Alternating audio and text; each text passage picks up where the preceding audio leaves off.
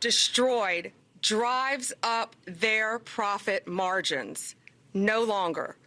We are investigating and prosecuting their crimes more aggressively than ever, and Joint Task Force Alpha is the tip of the spear. We have been working on that with Secretary Kristi Noem, Homeland Security, and I cannot say enough good things about Secretary Noem. I was with her in Louisiana yesterday, and she is fighting to keep our country safe every single day. Just this week, Joint Task Force Alpha took 4 major enforcement actions. Right here in Tampa, we unsealed the indictment charging 12 defendants operating a massive, right here in Tampa, a massive illegal smuggling ring. The defendants engaged in a conspiracy to bring illegal aliens from Cuba to the U.S. for profit. They coached their clients, including children who came to airports alone, came to our country alone, were put on planes for connecting flights, lied to Border Patrol agents due to coaching, and law enforcement. They charged up to $40,000 per victim. They used Zelle to transfer over $7 million over the course of this scheme, and I believe had profits, cash, of over $18 million. And it's just not the southern border. In Vermont, and U.S. Attorney Drescher is here with us, we indicted Norma Lorenzo, a woman who allegedly worked with Canadian co-conspirators from Guatemala, Honduras, Mexico, and El Salvador. Children were transferred to private residences, other airports, and in 2023, according to CBP, parts of Vermont and New York started seeing unprecedented traffic from illegal aliens. Law enforcement officers operating in these areas encountered aliens from 97 different countries, including China, Pakistan, Iraq, Iran, Afghanistan, North Korea, and Yemen. In the Southern District this week of Texas, and Nick Ganji's here, we secured the extradition of 3 men from Guatemala who have been charged in connection with a mass casualty alien smuggling event. This tragic event occurred in 2021 in Chiapas, Mexico, a semi-truck containing at least 160 illegal aliens crashed, resulting in the deaths of more than 50 people. The cost of human smuggling is huge. So many families are dying. So many people are dying. These smugglers used a variety of vehicles, including microbuses, tractor trailers, and cattle trucks to smuggle multiple Guatemalan aliens, including many unaccompanied minors, into this country. In the Western District of Texas, where Justin Simmons is our U.S. attorney, we just this week charged 4 defendants with their role in a deplorable scheme smuggling unaccompanied children into the United States from Mexico. These monsters behind the operation drugged unaccompanied children coming into our country, giving them THC so they would be asleep when passing through customs. One of the children was overdosed so badly that the child had to go to the hospital. Since President Trump took office, Joint Task Force Alpha has charged 56 defendants, including convicting a monster who attempted to bring in Indian nationals into our country in sub-zero weather through Canada in the middle of a blizzard. This was a family of 4.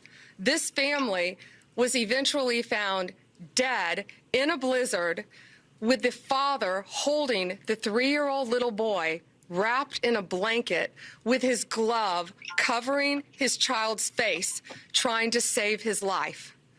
In June, we arrested a Canadian-American citizen in New York for charging $1,000 for every illegal alien he smuggled over the St. Lawrence River into our country. One of the boats capsized, killing a family, including 2 children under the age of 3.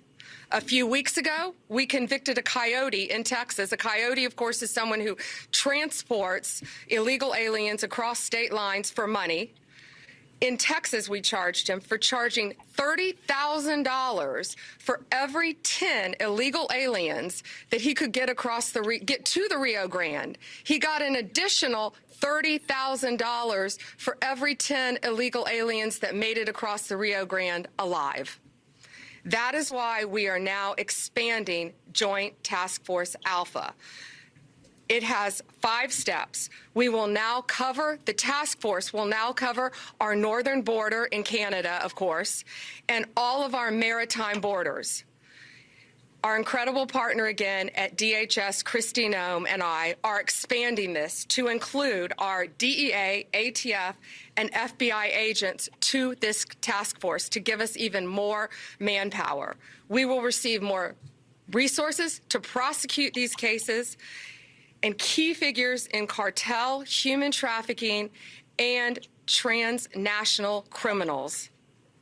We will strengthen our collaboration with foreign law enforcement throughout this world to protect not only their citizens, but ours, and return these criminals to American soil for prosecution. Under President Trump, we have coordinated more closely with our U.S. attorneys' offices to protect unaccompanied children being smuggled into our country from exploitation. One of the task force's greatest accomplishments has been demonstrating how dangerous human smuggling and trafficking are for those being transported. For those who are considering paying to be smuggled into the U.S., it is not safe for you or for your families. These coyotes are coordinating with terrorist organizations, collecting money from them to bring families and unaccompanied children into our country. These operations are getting people killed. Let me be clear. If you smuggle human beings, you will be found, you will be prosecuted, and you will be brought to justice. It doesn't matter where you are. It doesn't matter what our borders are. The limit of where our country ends and another begins, but it does not limit our law enforcement capabilities to bring you to the United States and prosecute you and lock you up for as long as we can. Thank you, and God bless you. Amen. I hope so. Totally. All right. Winston Spears running for governor in Virginia. The polls are pretty close. All right, so check it out. An elderly progressive white woman was protesting against the potential next governor of Virginia, Winsome Earl Sears, with this sign right here. Hey, Winsome, you don't want the trans in the bathroom? Well, how about we keep the blacks out of the water fountain? Very racist, but pretty much on brand for white liberals in Virginia. Now, for context, this is Winsome Earl Sears. She is currently the lieutenant governor of Virginia under Glenn Youngkin. Fun fact, you cannot be the governor back to back in Virginia. You can be the governor, sit out a term, and then be the governor again, kind of like what Trump did, but that's pretty rare. Now, it makes perfect sense to elect her if you like Glenn Youngkin because, again, she is the current lieutenant governor, so it'll pretty much be a continuation of the same administration. If and when she becomes elected, she will be the second black person to become governor in the history of the Commonwealth of Virginia. The first black governor of Virginia is this man right here, Douglas Wilder. The man on the right, that is my granddad, Chauncey Logan. This picture was taken like 1994 when Mr. Wilder appointed my granddad to a 4-year term to the Virginia Department of Transportation VDOT Safety Board. So whenever white liberals, black liberals, all the liberals try to tell me that I hate myself and I hate black people because I'm conservative, please stop. Listen, all y'all doing really is just trying to manipulate us into supporting whatever the current liberal thing is, whether it be the trans in the bathrooms, the illegal aliens coming into the country, assaulting black people, white people, everybody. Newsflash, look, we're done. Slavery is over. It's not coming back. We are free people. We are Americans, just like everybody else. We're going to follow the law. And within that law, we're going to do what we think makes the most sense for us and nothing else. Yep. All right, here's 13 illegal aliens caught. They're in custody.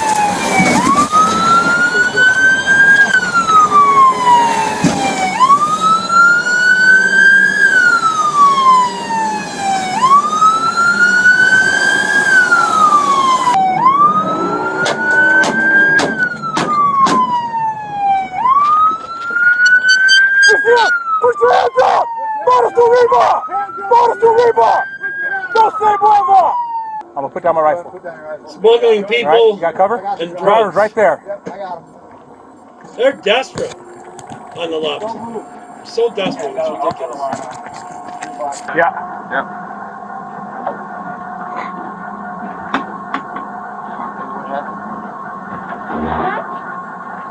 Look how many they were smuggling in.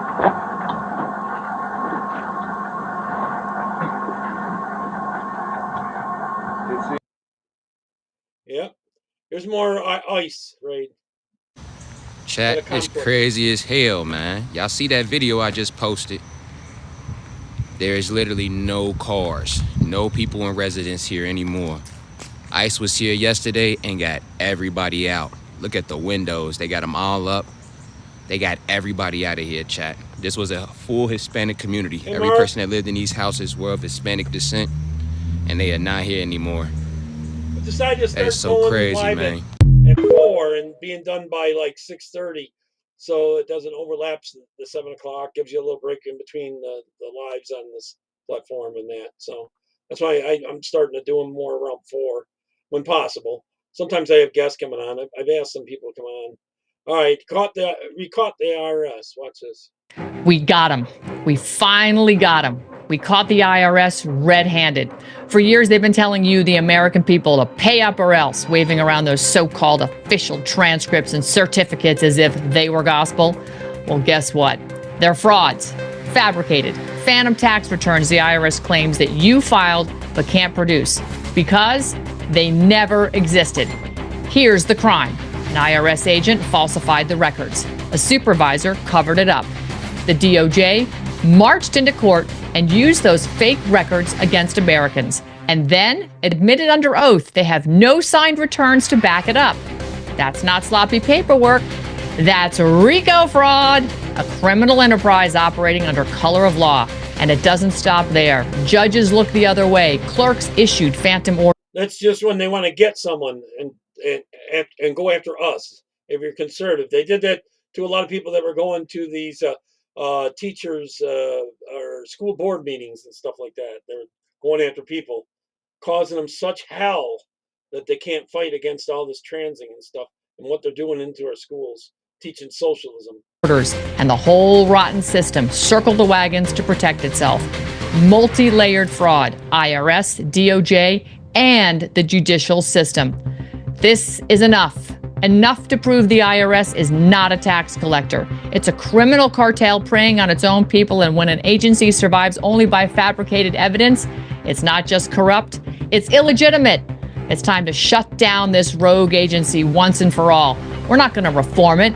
We're not going to slap it on the wrist. We're going to abolish it. We've got the evidence, we've got the admissions, and now the American people have the truth. The IRS has been running a RICO fraud, and the whole house of cards is coming down. Chew on this, America. Well said. Do you know what's not being talked about today? The Defense Department has given the U.S. District Attorney of D.C. 20 judge advocate generals. That's JAG, military lawyers, to help with the prosecutions in Washington, D.C. I don't know about you, but it's a fabulous day. Because if you know, well, then you know. This one I labeled only a birthing person. I'm called Liam Johns, and when I transitioned from female to male, I was drinking as well. I would sometimes skip meals to pay for my liquor, and with my diabetes, I kept getting sicker. Between the substances, the T-shots, and my disease, I slowly lost function in both my kidneys. But before they failed, which was finally what killed me, I thought I found love, and I finally got married. But my lover was jealous of the attention I got from my seahorse pregnancy and my 2 little tots. So my husband decided to become my wife, and when we divorced, he ruined my life. My transgender transgender wife who called himself Freya said in open court that I was not special, I was only the birthing person. He was their mother. I was only the birthing person. He was their mother. My friend, excellent. Next I'm going to do bio. I was only the birthing person. He was their mother. My babies have cerebral palsy. One was born premature, and when they lost their birthing person, they were only 2 and 4. Just toddlers when my kidney function went through the floor. They searched for a kidney donor for over 5 weeks, but my children were orphaned, their future is bleak. I was only the birthing person. That's what they're doing to our kids. 23% of the younger generation now believe they're trans. 23% are in their very early years now, like under between 5 and 18. 23%. I was only the birthing person. He was their mother. That's what they're doing to the kids in our school systems and in the doctors and stuff. And they're desperate to do it too. They like grooming them and all that kind of stuff. All right, this one I labeled World War III biological warfare. The extent of the damage from the mRNA injections, both direct and indirect, is literally catastrophic. And I'll go through the few main categories of harm that it has caused among the population. Number one is obviously, as we all know now, is excess deaths. And like you just mentioned, Rancourt and colleagues, they did estimate around 17 million deaths from the mRNA injections as of September 2023. That's worldwide. Here in America, we do have some estimations of the first year for mRNA injection deaths between 480,000 and 600,000. One of those is based on an extrapolation of a recent preprint that just came out. Florida Surgeon General Joe Ladapo is the senior author, as well as VAERS extrapolations, because we know there's about almost 40,000 deaths in VAERS linked to the COVID shots, and that's underreported by a conservative factor of around 31. It could be as high as 100, which would basically put us in the millions of deaths here in America alone. So we know this excess death situation is a major catastrophe, and it has surpassed casualty levels of world wars, including World War I, World War II, and the Vietnam War. Or you can also look at the Civil War. That was around 600,000 American deaths. So this is very bad. But it's not just deaths. It's permanent disabilities. It's injuries. These shots, we now know, are cardiotoxic without a doubt. Right. You have myocarditis. You have cardiac arrests. You have coronary artery disease. We know it's disastrous for the brain. It's neurotoxic. It's now been linked to 86 neuropsychiatric adverse events in a study by Thorpe and colleagues using the VAERS system. mRNA and vaccine spike protein has been found in the brain of stroke patients 17 months after vaccination. So it's damaging the brain, damaging the heart. It's extraordinarily bad. The hematological system, so your blood, we know it induces blood clotting. That's why AstraZeneca's was probably pulled off the market. They claimed it was pulled off because nobody was getting it, but it was linked to vaccine-induced immune thrombotic thrombocytopenia, which is fatal. Same thing with Johnson & Johnson. That's so it damages the entire system. We even now know that kidneys, it damages the kidneys, right? It damages the gastrointestinal system. There's thousands of studies now outlining all of this. It has harmed so many things among the population. It's unthinkable that it's still being fully approved. Now, one thing is carcinogenicity, right? These shots we now do definitely believe are carcinogenic. There's over 100 studies now indicate that there's about 17 different ways, distinct mechanisms that these mRNA shots may cause cancer. So many things. And, we got to start reversing this damage. and healing the population from what has been inflicted upon them. Intentionally. So much for. All right, the next I got is China virus, the jab, and a hearing on this, and some brave people standing up for it. Here we go.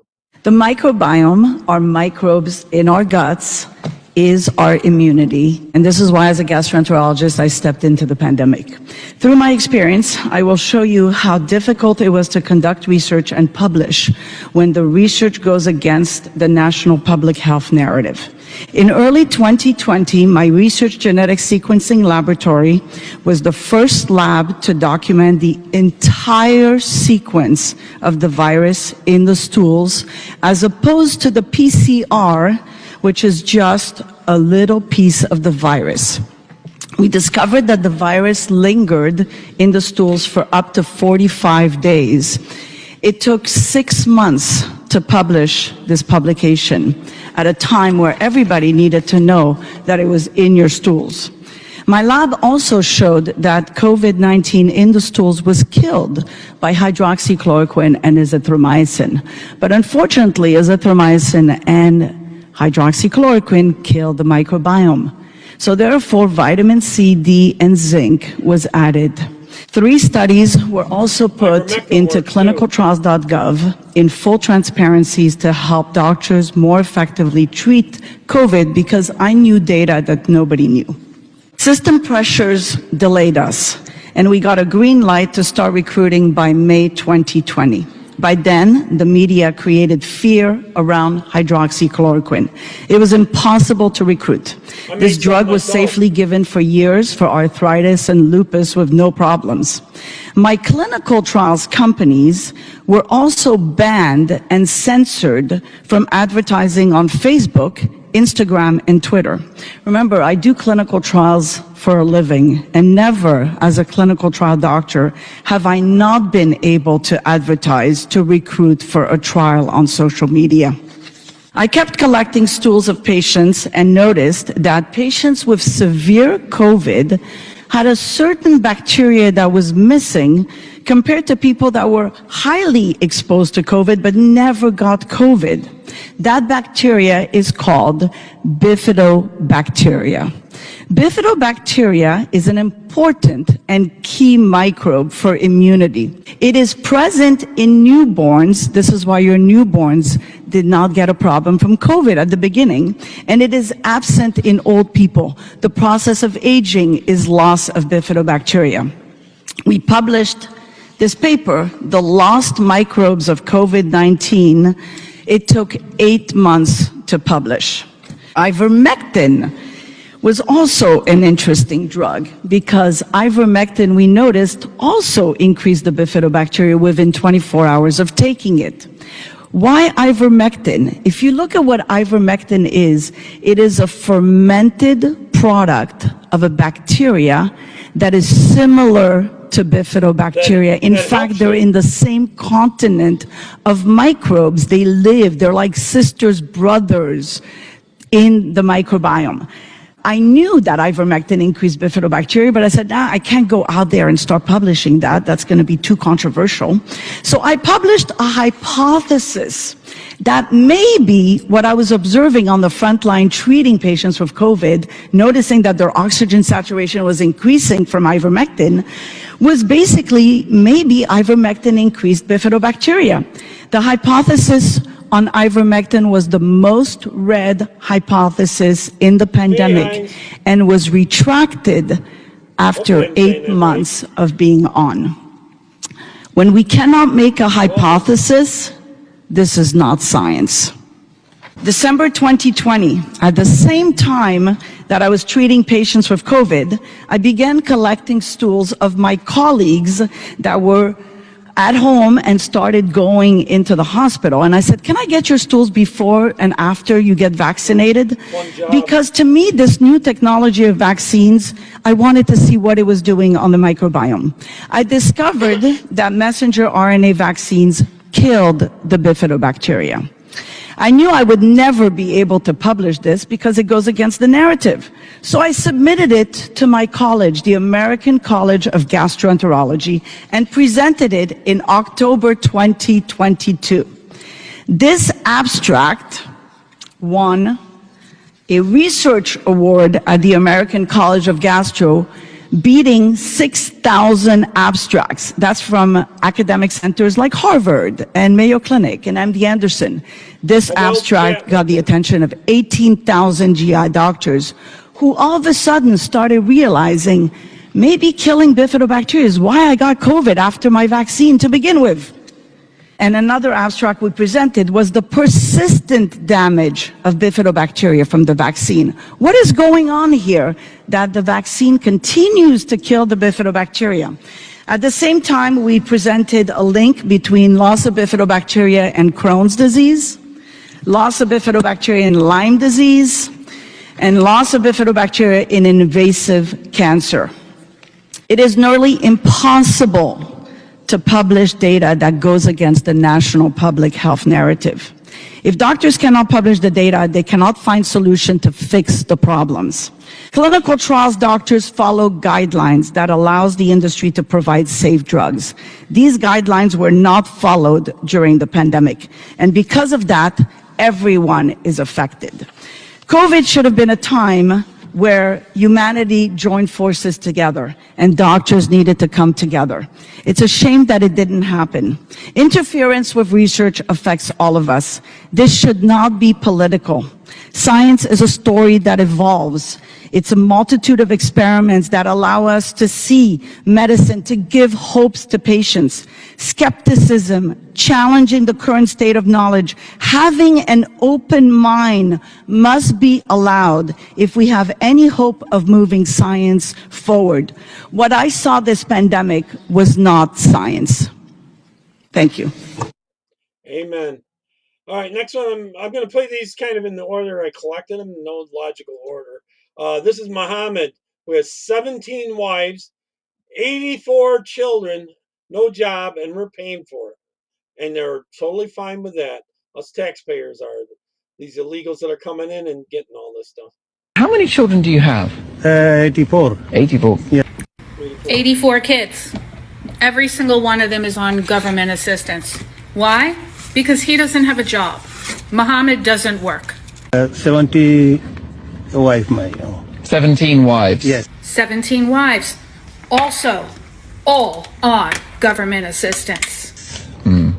That's a lot of wives. Yeah. So a couple of points about this. First of all, that man and his family comprise 102 people on state assistance. Now, if you did the calculations on that, and I'm not going to because I don't have time, food, support, health care, and housing for 17 different households. It's hundreds of thousands of dollars every month.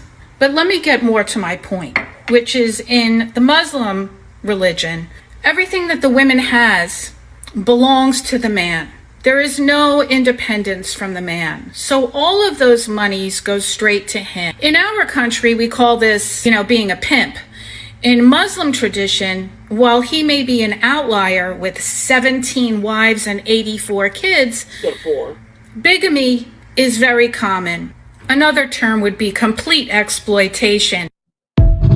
Totally is. All right. Why? Because it's invented by SpaceX and Tesla. Watch this. How is it? Are you happy with Elon Musk? Are you an Elon Musk fan? You know why? You know why Elon Musk terrifies you, and you call it disinformation? Because it's speech you cannot control. That's it. You can't control. Although you're trying. Listen, with the online safety. You think he's a Democrat? You are trying. You think he believes in democracy? Do you believe in democracy? Well, obviously I do. But how do you believe? Did people vote for the digital ID? Yeah, did people vote for the online safety bill? No, you don't believe in democracy. You don't believe in Brexit. Elon Musk. You want it over. You think Elon Musk is not an elected Democrat? official. I want the leader of this country to believe in democracy. Are you a fan of him? I'm a fan for anyone that protects free speech. Yes, I am a fan of him. He is a genius. Have you thought what he's brought to... I think he's an idiot. I think he doesn't understand... He's an idiot. I don't think he understands our political Someone who's system created at all. SpaceX and Tesla is an idiot. Is an idiot. They keep blowing up. He's wiped millions off the share price of his own Labour company. cabinet member who's achieved... I think he's an absolute danger to himself and others. In what sense? I'll tell you what's a danger. Is a corrupt Labour Party. Is a corrupt Labour Party that's... Yes, because you're running a country. I'll tell you what's a danger. Is you trying to chip away our freedoms bit by bit with the online safety bill, the digital ID, under the guise of safety. I don't believe he actually thinks in democracy. You know, the problem is that the establishment used to control what we see and hear. Now we have X, and that terrifies people like you. It terrifies. No, he's not. You are the establishment. Your party is the establishment. And actually, people are waking up to they've been lied to the whole time, and that terrifies your... Oh, they've been lying to us for so long, it's ridiculous. All right, here's a journalist attacked by Antifa. This is Savannah Hernandez in Portland, Oregon, in front of the ICE facility because 200 National Guardsmen are set to be deployed to the city later on this week. Now, earlier today, President Donald Trump stated that these National Guardsmen are already in place, and it's speculated that we'll start to see movement later this week. But I wanted to give you guys a brief timeline and a reminder as to why 200 National Guard are necessary in front of the ICE facility. Now, June 4th were the start of these protests here in Portland, and that's the first time that Antifa tried to impede federal officials by blocking the driveway, blocking those ICE vehicles, similar to what we've seen across the country. And then you fast forward to the beginning of July. You had ICE agents that were doxxed. You had Antifa members who were printing out their photos alongside their addresses and trying to get people to go and intimidate them at their homes. At the beginning of September, you also had Antifa members who brought a guillotine with a sharpened blade to peacefully protest in front of this facility. And just last night, you had journalist Katie Davis-Court, who was violently attacked by an Antifa member. By the way, she went up to Portland Police as soon as this happened, and they told her, yeah, it's too dangerous for us, sorry, there's nothing that we can do, and that Antifa member ended up getting away.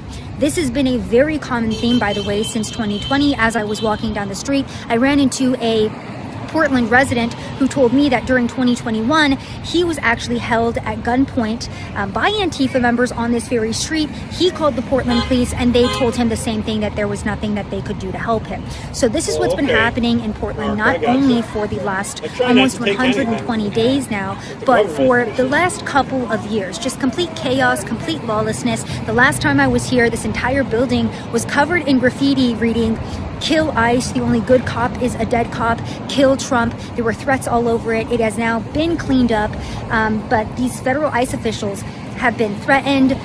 I've seen some ads where they're giving $50,000 to some people to sign up for ICE if you got some like background or qualifications, I guess. Doxed.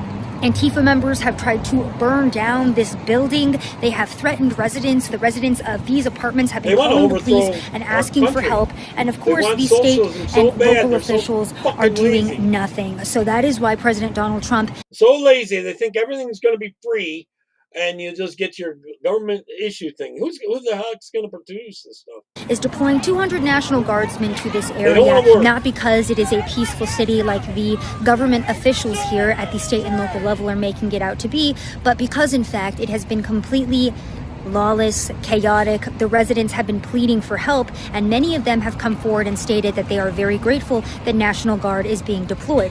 By the way, just to give you guys an idea of why we continue to see these agitators on the ground, last night we witnessed 3 arrests. Overall, about 100 people have been arrested. However, only 27 of those people have been federally charged by the DOJ. So what's been happening is there's basically like a 3 Mark, I'll try to pause it when I talk, okay? Can you hear me better now, Mark?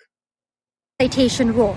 These agitators can get up to 2 citations before finally getting hit with jail time or federal charges. So they're oftentimes, again, taken into the ICE facility, but then re-released to continue agitating. So that's what's been going on over here in Portland, and this is why President Donald Trump is deploying 200 National Guardsmen to the city. Even then, when they charge them, they'll just drop it later, you know. So they're letting them get away with it. Trump and the Democrats are cooked. You know why Democrats are losing their minds over Donald Trump, especially in this administration? It's because Donald Trump decided this time that he was coming for the bag. Under his first administration, we know when Donald Trump was running, he talked about draining the swamp, but there was a concerted effort from Democrats and Republicans to stop that man. We know this. But now, under this administration, I think, let's just be honest, the gloves are off. He has no more elections to run. Y'all done tried to lock the man up. You tried to bankrupt him. You tried to kill him. So he doesn't owe you any more pleasantries or any more courtesy. And I think Donald Trump has been very intentional since he got back into office to just get the job done, whether you like it or not. And I think that's what we're looking at right now. We're looking at fuck around and find out. And unfortunately for many Democrats, you guys participated in lawfare. You participated in propaganda. You participated in rhetoric that endangered his life and the lives of so many Americans who did not fall in line with the leftist orthodoxy. And now you're seeing people pay the price. I believe that we're going to see more indictments. But the major thing I see is that Donald Trump is coming for the bag. You see it with USAID. You see it with cutting the funding to all these NGOs and nonprofits that have been used to launder money to these corrupt elected officials. All the NGO stuff has to go. It really has to go. That's big. You're using our own tax dollars against us. Under the guise of diversity and equity and ESG and climate and even censorship. Donald Trump has basically cut the funding to all of the scamming, and they're pissed. And so they're going to do everything they can to obstruct him and to propagandize him to get the American people to be pissed off just enough to put that pressure on him. But here's the thing. After what y'all did to that man, he doesn't give a damn. So I just say y'all need to just sit back and enjoy the show, because we are entering the fuck around and find out phase. And I think we're going to see more indictments, and I think we're going to see more unhinged behavior from Democrats on the Hill, as well as so many of these people on the left who are out there just going crazy based on the propaganda that's being fed to them. So I'm going to just eat my popcorn and enjoy the show. Peace. Yeah. No more shots. I agree with you, Kurt. I need to run. See you later, Miriam. Okay. Netflix, you got to cancel it. Cancel your Netflix, and this is why. Hey, yo, Lips of TikTok. I canceled my Netflix account because I don't want my nephew and nieces to see that woke agenda, left liberal media stuff pushed down on them. They're too young for that. Grandmother of two, and I am canceling my Netflix subscription because of those woke ass cartoons that they're throwing out there to try to indoctrinate our kids. And as a dad of three kids, I'm also not going to support a company that pushes pro-trans content on my kids. Just canceled my Netflix after I watched some clips from that show. I have 2 boys, and I don't want to let that sewer pipe continue, so no more Netflix ever. I am canceling Netflix today. It is a sewer pipe. They're not even hiding it anymore, people. They are not even hiding anymore. Boycott Netflix. It is a no, done deal. You guys don't get my money. Bye-bye.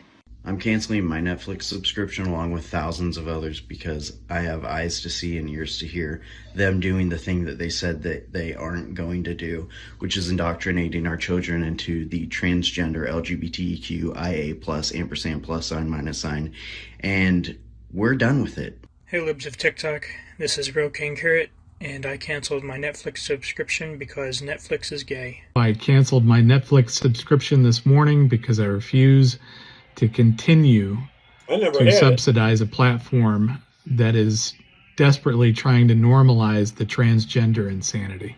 I canceled my Netflix subscription because the liberal gaze has been ruining TV now for a long time. You know, the token LGBTQ subplot of like literally every show. Until Netflix changes this, then they don't deserve our money. Greetings from Germany. I recently canceled my Netflix account because of their obvious woke racist agenda.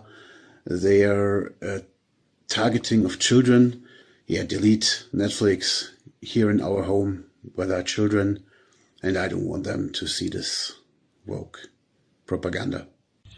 I canceled Netflix because of the trans ideology being pushed on the kids. It's everywhere. If you watch a history documentary on World War II, it's in there.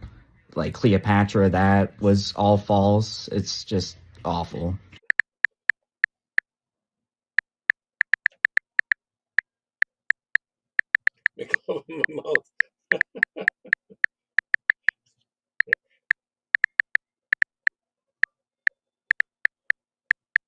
Godless country. Amen on that. This one I labeled, I'm so proud of her. This is accurate and relevant.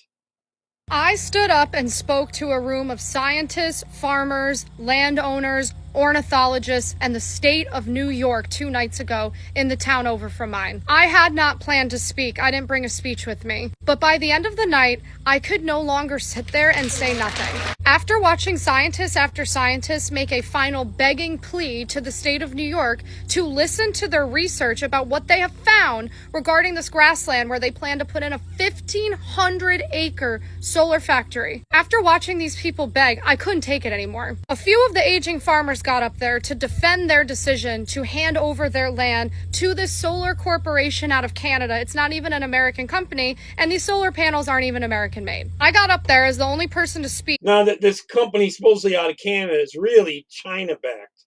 It's Chinese backed. And they make a lot of money from lithium.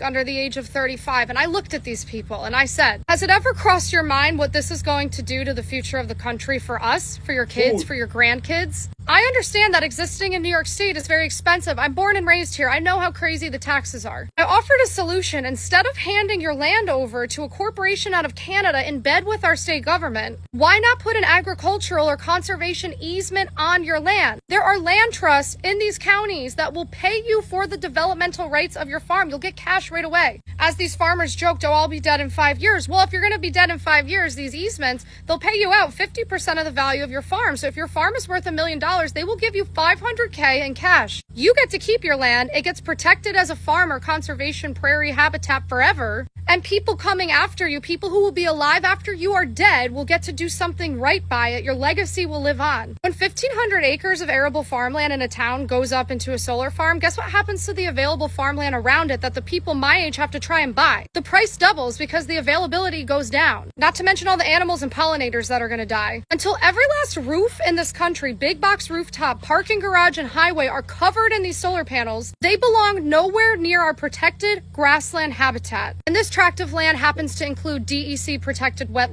Yeah, remember this is New York where I live. You're losing money with the damn things. You don't get that much sun year round here. You got about 3 months where you probably could really use it worthwhile. The rest of it, you're losing money. Land as well. Where is the DEC? Where is the governor? She's busy calling in corporations from foreign countries to meet her made-up green energy targets that are going to destroy. And they're getting money, donating their campaigns to keep them in power, to their families and all that kind of crap. And it's all originating from China, and China's using a lot of these NGOs where our tax dollars are going circularly back through the pockets. Our land and cause a food autonomy crisis in the future. Yeah, they're going to starve us. They don't need the people. They want to put this all up for themselves, really. Come on. Here come Joe Biden, he come moving up slowly like a roly-poly dude is so unholy on his beach towel, out-camped by the sea. Got to be an old man, decrepit as can be. Together. Secretary Noem. Can we use the restroom? No, you cannot. We can? They locked her out from using the bathrooms. Isn't that something? All right, thank you. Interesting. That's what Governor Pritzker says is cooperation and keeping people safe.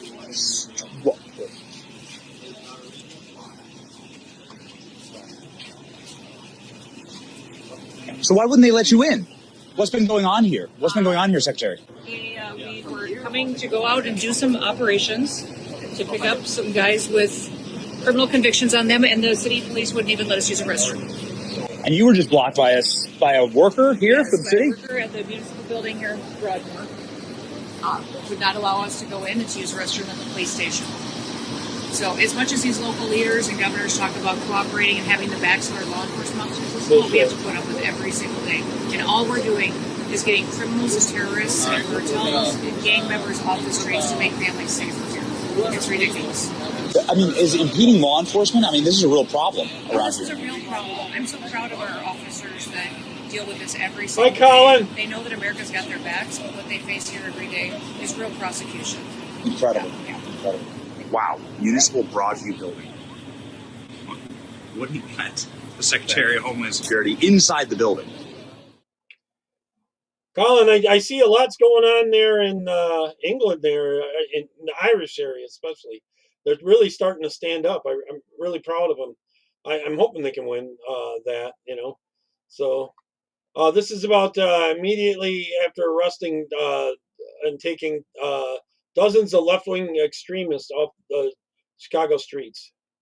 Secretary, what's your message to the protesters? There's consequences for breaking the law and for jeopardizing our law.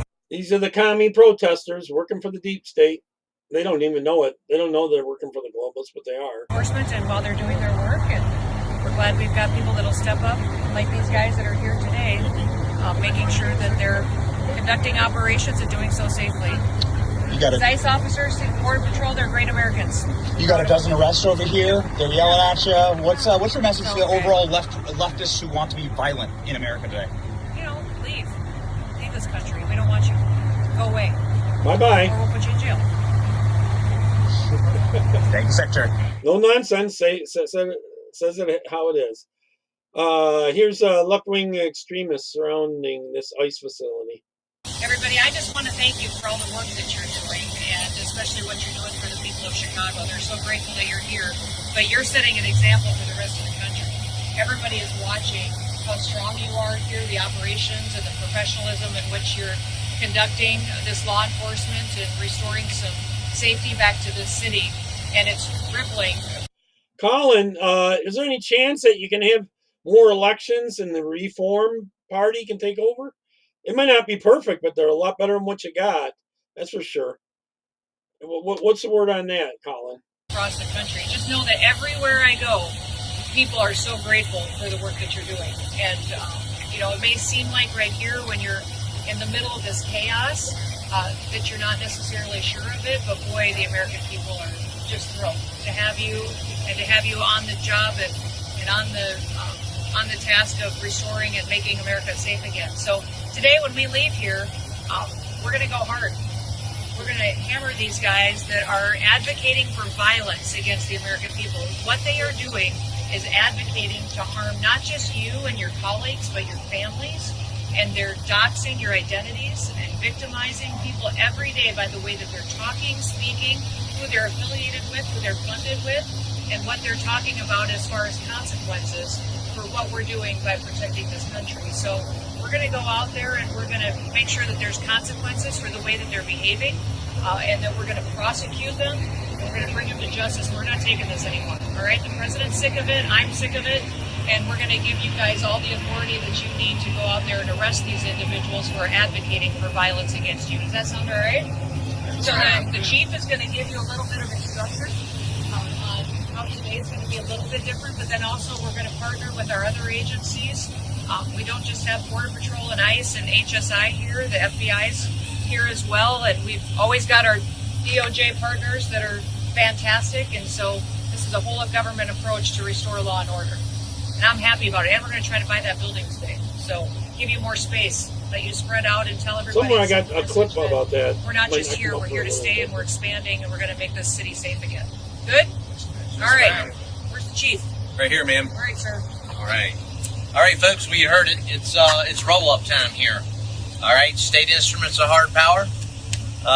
You're going to be put into full effect. So what's going to happen is when we do decide to roll out,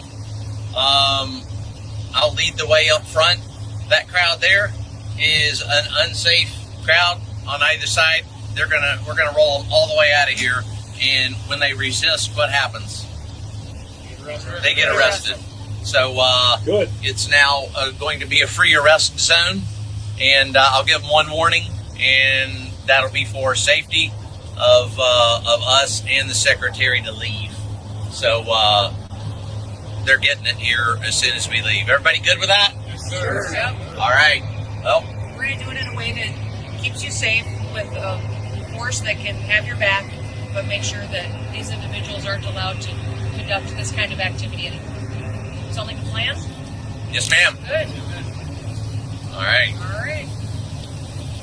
Buckle up. All right, let's get ready. All right. So, what?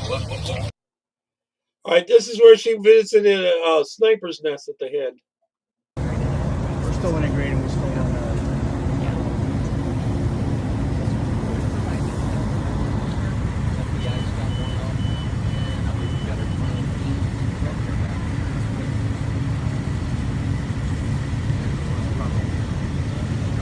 None of you are getting paid for this, by the way. Crash isn't for free, folks. They do it because they love it.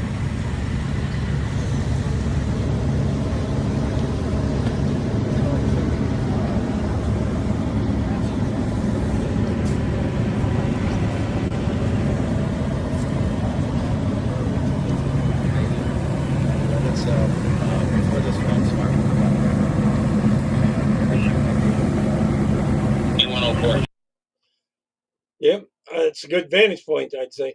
All right, here's where the Portland police are now colluding with Antifa to prosecute federal officers protecting the ICE facility.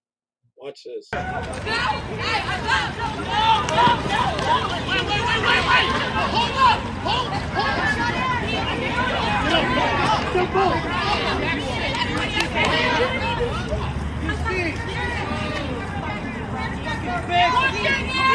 Absolute fucking brilliance. You guys just blue line is bigger than your fucking limit. You got reflected twice your fucking heart. Unbelievable. All right, this was that Nick guy that was a journalist reporting on all the stuff that they were doing.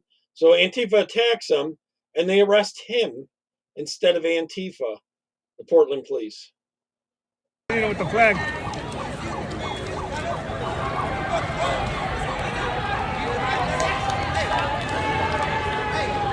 They're fucking him up. Hey! Shortly, huh? Early next year, huh? Mark's a veteran. He's got it. Colin, how can we make this happen sooner? Might you want to come on the channel and we'll bring some clips about it and talk about it so we can help make it happen soon, if at all possible, Colin? Definitely, I'd like to see him have the election sooner.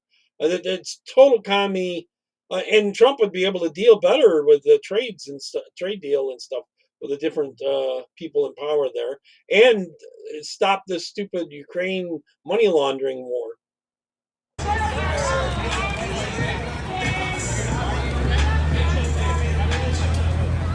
Your kind of the fucker, kind of enabler, fucking kid alert, kid alert, fucking taggers, fucking screen. And look at Portland PD just hanging out, watching people get assaulted. Yeah, I think they have bitten off more than they can chew, Kirk. Let me grab the next one. Here we go. DHS Secretary confirms that ICE will be at the Super Bowl. Watch this. What is your message to the NFL? What is your message to Bad Bunny? Will there be ICE enforcement at the Super Bowl? I had a fit about that. There will be, because the Department of Homeland Security is responsible for keeping it safe. So I have the responsibility for making sure everybody goes to the Super Bowl, has the opportunity to enjoy it and to leave, and that's what America is about. So yeah, we'll be all over that place. And we're going to enforce the law. So I think people should not be coming to the Super Bowl unless they're law-abiding Americans who love this country. And your message to the NFL with this decision? It seems like they were trying to send a message to the Trump administration. Well, they suck and we'll win and God will bless us and we'll stand and be proud of ourselves at the end of the day, and they won't be able to sleep at night because they don't know what they believe and they're so weak. We'll fix it. Thank you. Amen. Thank you, Madam Secretary. I think she ended up turning out to be a good pick for that job. Illegal arrested for deportation. Oh, here, just watch it. He's not gonna step out until I see a warrant. Break that window on that side. No, you're gonna have to give me a minute. Huh?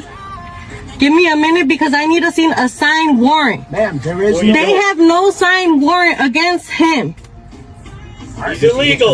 We're not gonna break my window. Cause my He's illegal. You don't need a signed warrant for that. husband's recording.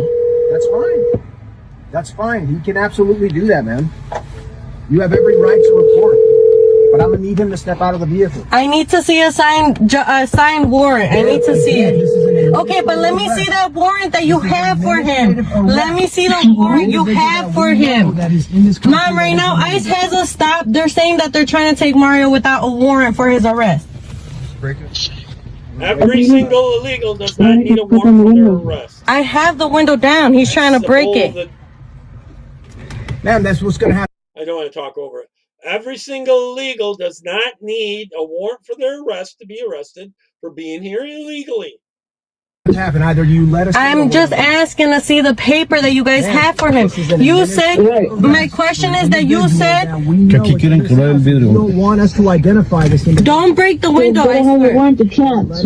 If you guys do not have that signed warrant by the judge, you cannot take him. You said you have a list, correct? I'm more than willing to be compliant, but you said you had that list. No. Show me that list saying back.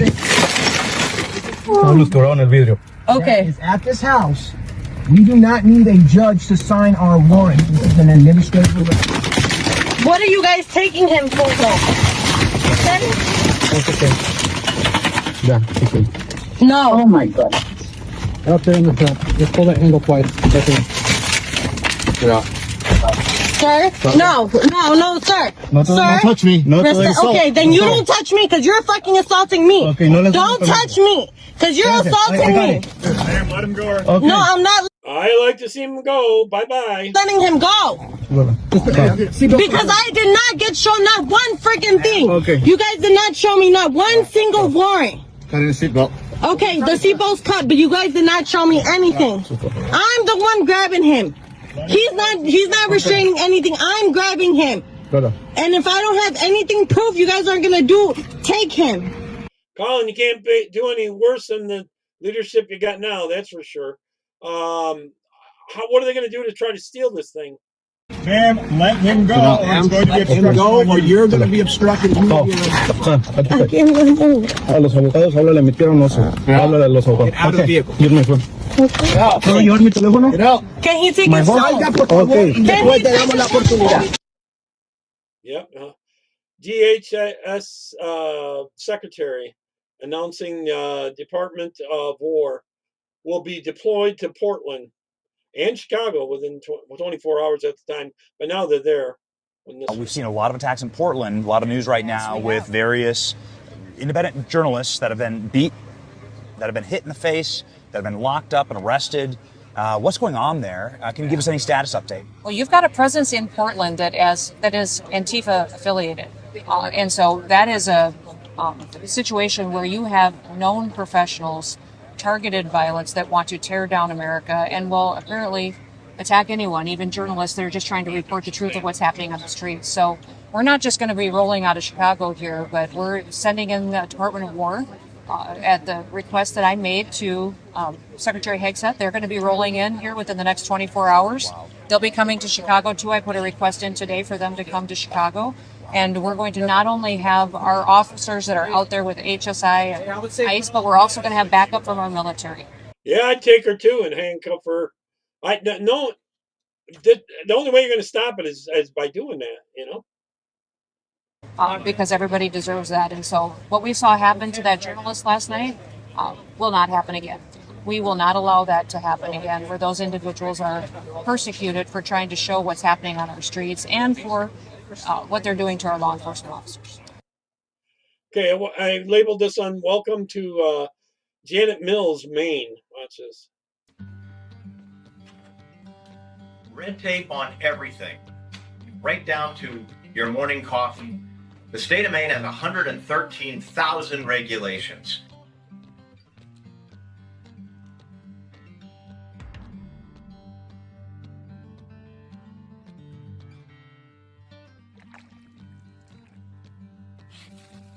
Look at that. Oh, what? More of Janet Mills' red tape? You gotta be kidding.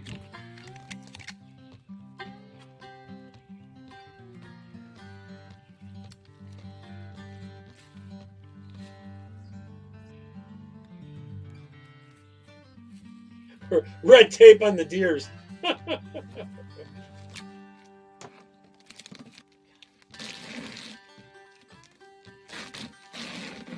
This guy's funny. Welcome to Janet Mills, Maine. You want to sell firewood? Red tape. You want to hang a deer on your porch or out back? Red tape. 113,000 regulations in this state. When I am governor, we're going to get... How in hell would you remember the 113,000 regulations on all that crap? There's no way you could stay within the law. There's no way you could keep track of all that. They could get you one way or another. rid of all this red tape. And we're going to end up getting checks in the mail and your income tax reduced, and we're not going to have more of this Janet Mills red tape. Yep. This is Mary Carey Taylor. I forgot exactly her name. Anyways, she's talking about his name is Luke. She goes after the trans issue a lot. This is funny. Usually. This is Luke Rankin, and he made the mistake of running his tranny mouth on my page. But his first mistake was last month when multiple news outlets reported that he was arrested for trespassing in the women's restroom in the Florida state capitol. He announced, "I am here to break the law. What if I just break the law because the law is so stupid?" Officers warned him, but he decided to go in anyways, and then he was arrested. And then Luke made a very sad face. And then Luke decided to come taunt my comments section. Uh-oh, you fucked up again, Luke, because I don't care about your sad little clown faces. He told me his dead name is David, but so weird, Luke. I found your arrest report by searching Luke. And man, not female, not even other. Male. God bless Florida for its honesty. "It's not a fetish. I just want to exist," he whined to me. "But Luke, so weird. Here you are existing in the men's room. Here you are existing playing defensive tackle. Number 63, right? You're a big fucking tranny, aren't you? 6 feet tall and 190 pounds. Look at him go. Look at him." So Luke started out very confident. He told us, "I'm gonna do it again, and you can't stop me. I'm not a predator, and I'm gonna violate the laws again." There's a word for men who violate women and their privacy, Luke. That word is predator. Do you think the Florida state legislature will be interested to hear about these future crimes you're planning to commit? And then when good old-fashioned perverted male entitlement didn't seem to be getting Luke the coddling he wanted, Luke decided to switch tactics, painting himself as a victim. "I was crying because I was a 20-year-old who was handcuffed and imprisoned for washing my hands, and it was honestly really scary." Aw, you... Yeah, and peeking in on women in their bathrooms. That's the only way you're going to stop it is start arresting them. Poor baby. Wait, didn't you say, "I am here to break the law"? There's an old saying. How does it go? Don't do the crime if you can't do the something?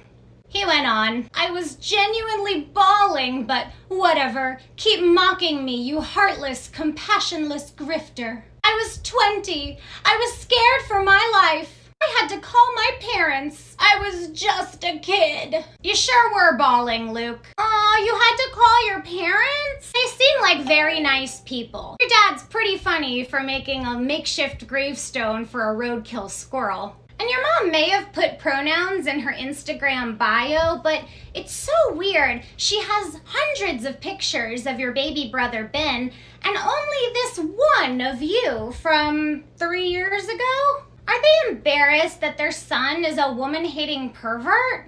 I would be. He continues on with his sob fest. Do you just don't care that I'm gonna get raped? Imprisoning trans people for washing their hands and putting them in near certain conditions of getting raped doesn't really seem like you care. Luke, I genuinely hope you don't get raped. But it's not my fucking problem that you deliberately got yourself into this little pickle. And I genuinely hope you do serve jail time in a men's prison with the other men, because that is where male predators like you belong. So no, I don't fucking care. Luke told the Associated Press, if I'm a criminal, it's going to be so hard F around and find out. for me to live a normal life. What's wrong, Luke? What did you think would happen when you broke the law? What did you think would happen when you decided to violate women's privacy in the space where we take our pants down? I thought you were all set to break the law again. What's wrong, baby boy? They would kill us or put us in insane asylums.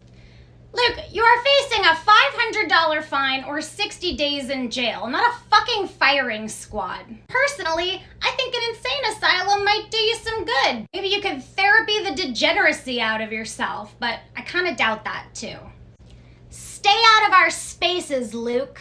And we know you're going to. But go fuck yourself. I second that. Oh boy, you gotta be a victim. DHS Nome is purchasing that building I was talking about, real huge building, to put all these illegals in as they process them and send them back. That's it.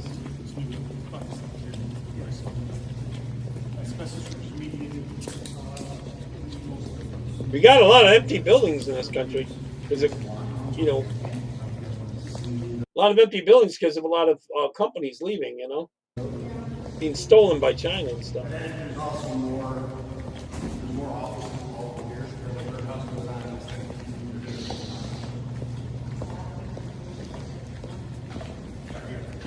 To the right, that goes to the roof.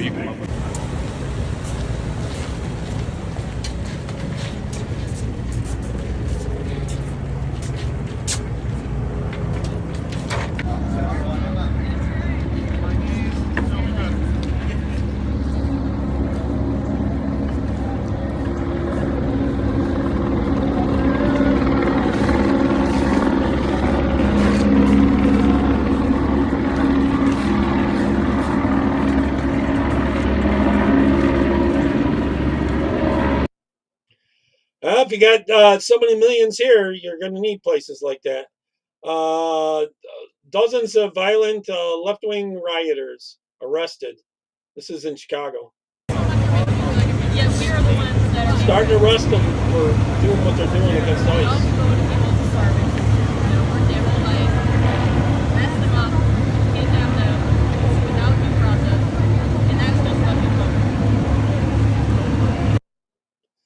All right, the next one's about we got less than 5 years for us to stop the Agenda 2030.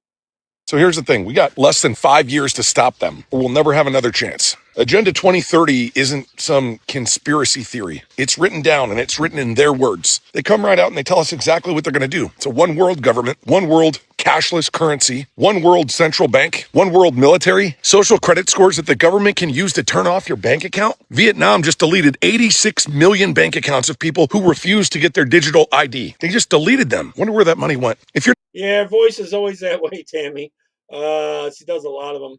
not paying attention, you probably don't know that England is putting people in prison for social media posts like memes and fucking comments. This is the trajectory that we're headed. Dude just got put in federal prison in England for saying that he didn't want his tax dollars prioritizing illegal immigrants instead of being used for the betterment of his own countrymen. Listen, if you don't start standing up and saying something like I am, this will be the end of national sovereignty. It will be the end of privately owned property. They're literally telling people in other countries that if you don't accept digital IDs, you're going to be excluded from society. That's what they're telling them. That means they won't allow you to board a train, to to get on a plane, to go to work. They won't allow you to do the things that you would normally do if you don't accept their digital ID. I'm telling you that they won't allow you to pay your fucking mortgage without providing them a digital ID number. They'll take away your home for non-compliance. They'll disallow or remove your children from school. This isn't a joke. This is what's happening right now. We have less than 5 years to do something about it. If you don't recognize how serious this is, you're not paying attention. This is what they're doing. They won't allow you to register your cars. They'll turn you away from medical care. And they'll do all this while they're telling you that you're not being forced to do anything. It's your choice, right? Like it was your choice 5 years ago with the jab. Remember that? This is how they institute the new normal. This is how they end the family unit. This is how they force mandatory schmaxinations. This is how they introduce universal basic income. This is how they introduce microchipping, a global credit system. This is what they want. This is what they're building right now. And they're coming right out and they're telling you. Thousands of 5G towers, the end of private transportation, the end of private farms, businesses run by the government, travel restrictions, restricted land use. You think this is far-fetched? Take a look around and wake the fuck up. They already tested it in 2020 with the lockdowns, restrictions.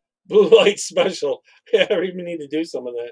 Fear campaigns, government-run media, and most people complied without a second thought. That was the dress rehearsal. That was the warm-up round. 2030 is their final act. But here's the thing. It was all supposed to go down in 2015, but they missed their deadline, so they pushed it back to 2020. Then they missed that too. And what does that tell you? See, it tells me that we're much more fierce of an opponent than they ever realized. They didn't account for level-headed, logical thinking, like-minded brothers like us to dig our heels in and say, fuck you. But it's not good enough. And their efforts will only get more aggressive, more pronounced, and more relentlessly egregious towards dissenters. And here's the truth. If we don't fight back now, if we don't raise our voices, if we don't refuse to comply, if we don't build strength and unity in our own communities, then when the curtain drops, it's over. We won't get another chance. This is bigger than politics. This is about freedom. This is about sovereignty. This is about whether your kid and your grandkids get to live free or as digital slaves in a system that is designed to own them. You want to stop it? It starts with courage. It starts with men and women who refuse to kneel at the feet of our supposed overlords. It starts with you. Stay awake, stay strong, stay sharp, and don't ever back down. Join the rest of us who see the writing on the wall and who want to maintain our freedom, our liberty, and our sovereignty. It's time that we all link arms and stand shoulder to shoulder. Because if we don't, we'll spend the rest of our lives looking back with regret. And regret is a diabolical bitch. The link is up top in my bio. Join us. I'll see you in there, brother. Yep. It's coming. And they're going to be get desperate as they start to lose. I think we're starting to win, especially worldwide. In Japan, Trump-like person won there. She's going to deport them all.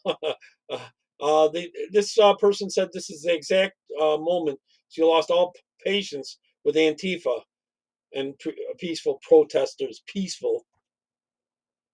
Ugly bitch. Okay, so these women are very upset because ICE is not coming to protect them after they've been screaming at ICE. And I was asking her, hey, like, why do you want ICE to come and help you if you hate them so much? And now she's insulting me and telling me that I'm fat. Really should just stop eating sugar. Did she really stop eating sugar?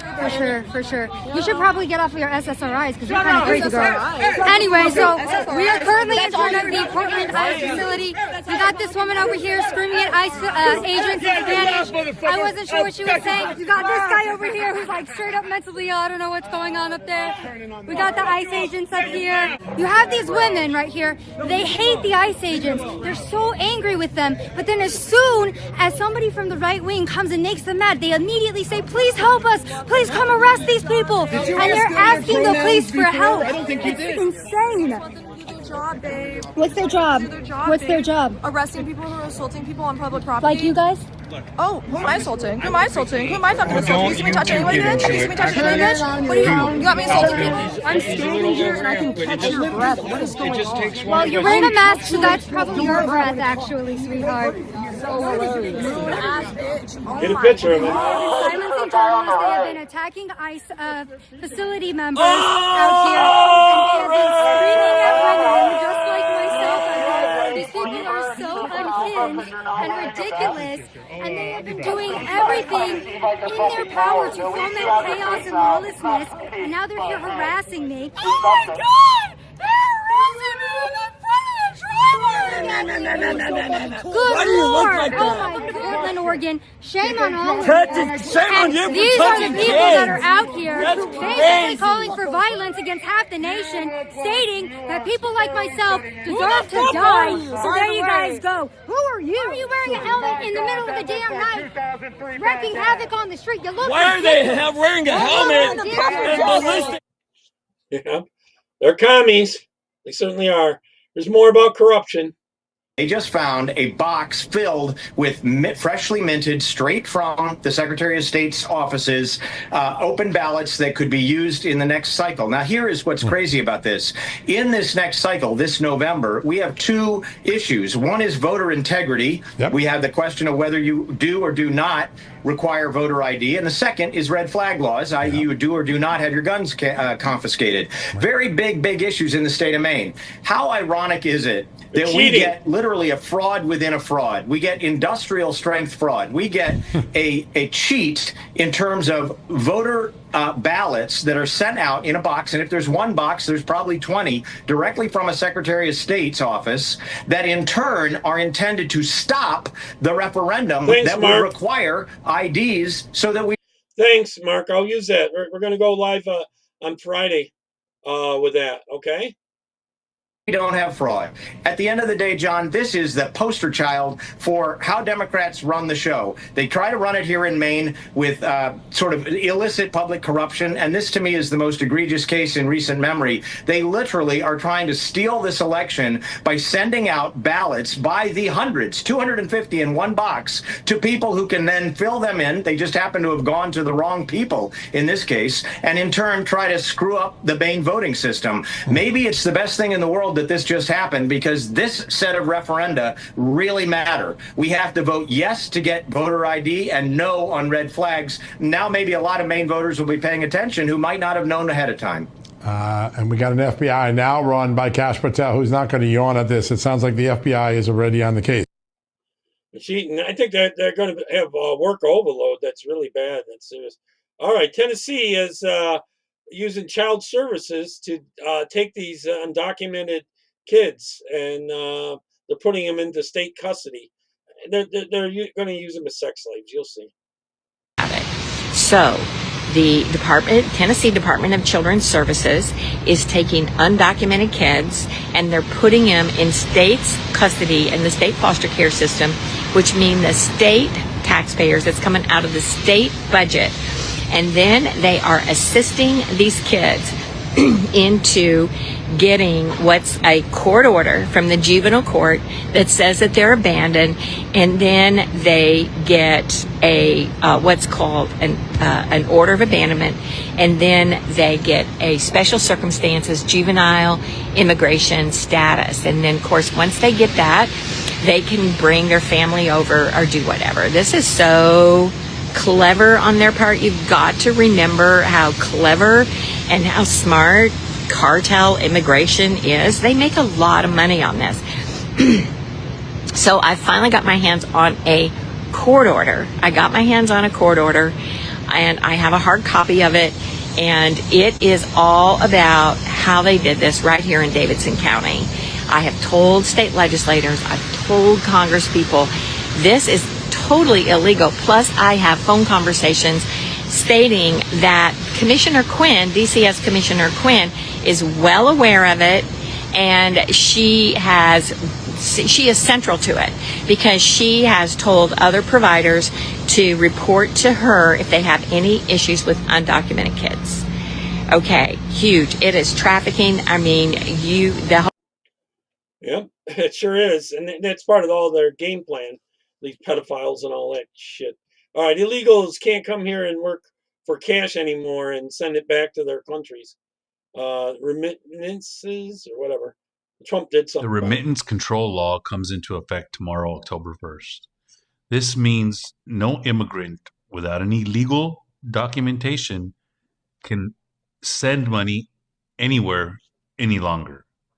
So if you're in the United States and you're undocumented and you send money to Mexico, India, China, Japan, any other country, you can't do it no more.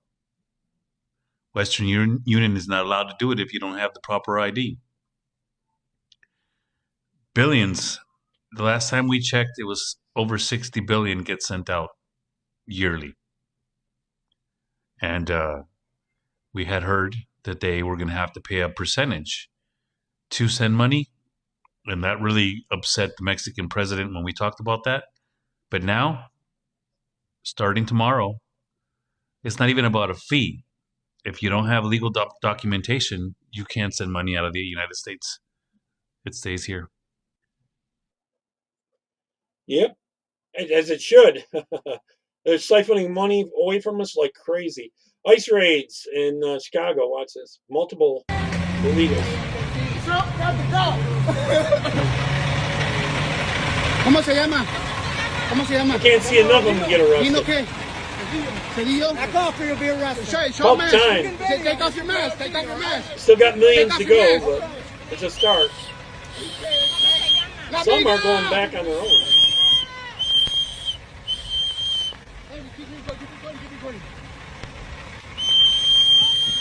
¿Cómo se llama? ¿Cómo se llama? Rodolfo Estrella. Bye-bye. Hey. Bye-bye. I'm walking this way. Why are you dropping them down like that?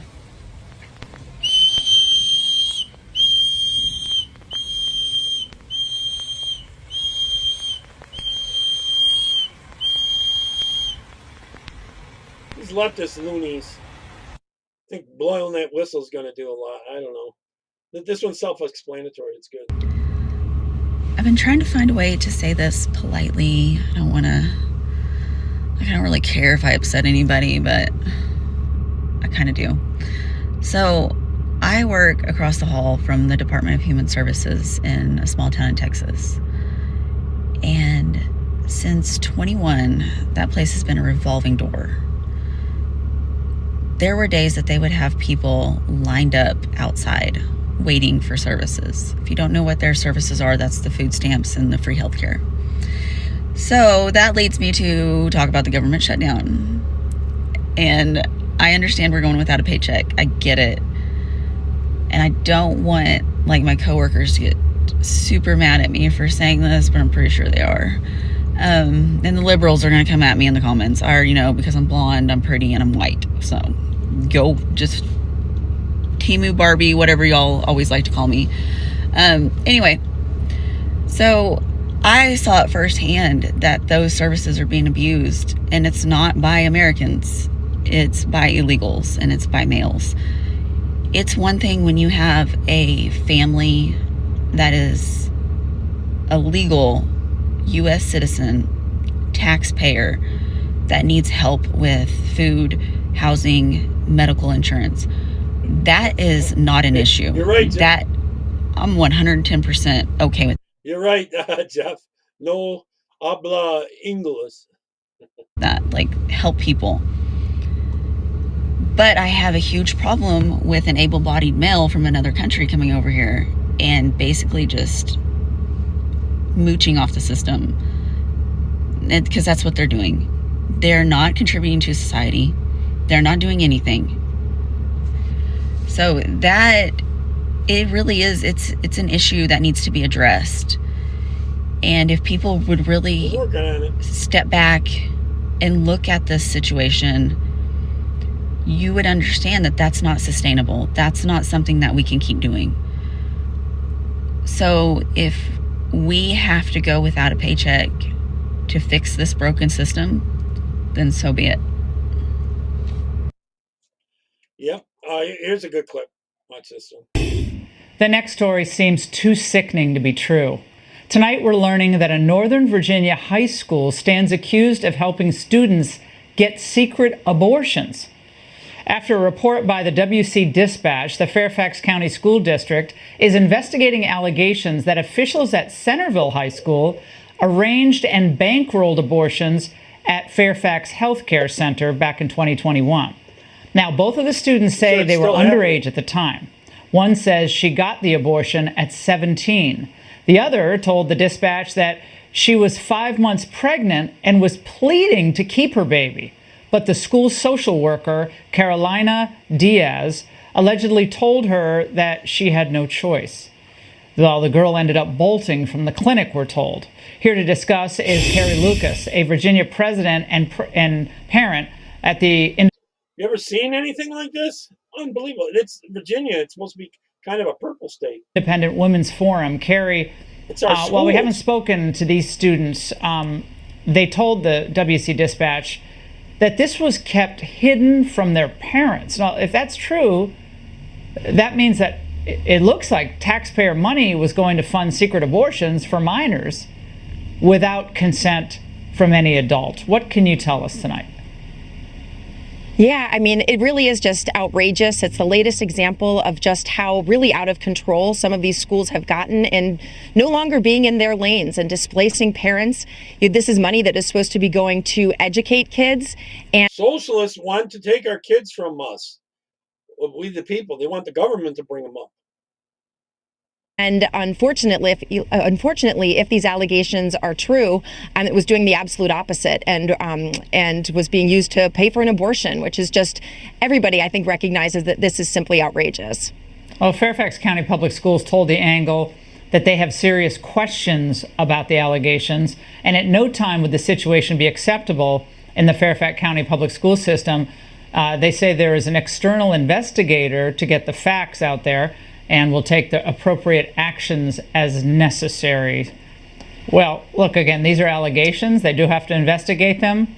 We also know that Fairfax County Public Schools and the superintendent, head of the board, a lot of the board members are incredibly left-wing. They're real problems. All I hear from parents that they hate the public schools in Northern Virginia. They're good, some good teachers, some good administrators, but it's run in a left-wing radical fashion. So I guess a lot of people say it wouldn't surprise me. It actually wouldn't surprise a lot of people if that's near DC in that area. They're really left wing. True. Yeah, I think that's certainly true, but I feel like we can look at this a little bit as a cup a half full moment, in that you do have a teacher who came out and is standing with the girls and helping blow the whistle on this. So it does seem like that there is some hope that things might be starting to change. People might be getting more emboldened, and I certainly hope that's the case as we do head back to school, that parents remember, you have a right to know anything that's going on in schools. Demand information. You deserve to know your kid's curriculum and what's going on in schools. Don't let the schools push you aside, because it's their job to keep you informed. And I do think a lot of teachers out there and some good administrators recognize that this has gone too far and are likely to be willing to stand with you. Well, that is good news if that's the case. Fairfax County Public Schools has a policy, by the way, about counseling pregnant students, and it states that if a student requests counseling services or is considered to be in need of such services, school staff members should refer the student to the public health nurse or Fairfax County Department of Health and avoid influencing the student regarding the pregnancy. So if the allegations are true, they seem to be in direct contravention to the policy as stated. Absolutely. I mean, this would be so far out of bounds that I think that a lot of even Fairfax County Public Schools is saying that this is wrong if this indeed happened. So I do think that this will be, hopefully we'll see a full airing of what exactly happened in this, and seems like almost impossible they wouldn't know of it if they were taking kids to get abortions from the school. Hopefully some accountability, because you're right that Fairfax County has gotten away with a lot, and it's time for things to be changed and not just brushed aside. And the good news is you have the Trump administration that's willing to come in and also help and apply some federal pressure if necessary. Federal involvement may be necessary, and parental rights must be preserved. Carrie, as always, thank you so much. And coming up, thank you. That's why we need a new governor there. Because the governor they have can only serve the 4 years and then they have to replace him. Winsome Spears really needs to win that one. That's really the thing. Okay, law enforcement in Illinois is pushing back against the protesters. Move back! Move back! Move back! Shame on you!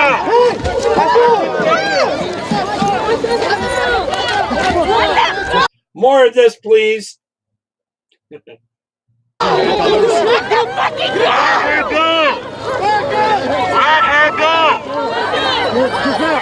did he do? What did I do? What did I do? Let them go! Let them go! Let them go! Let them go! Let them go! Let them go! Let them go! After round, they found out.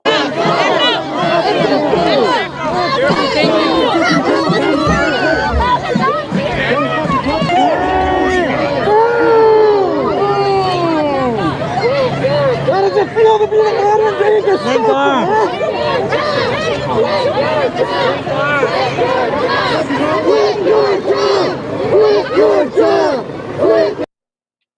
Yeah, good luck with that one. Okay, Americans have had enough of these socialist B words. Fuck Antifa! Fuck Antifa! Fuck Antifa! Fuck Antifa! Fuck Antifa!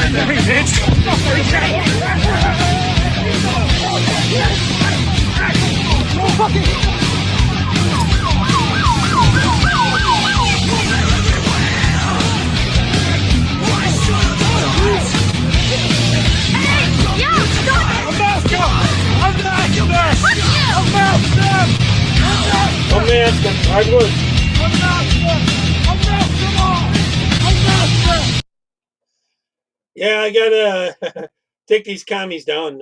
That's how it's gonna stop. Here we go.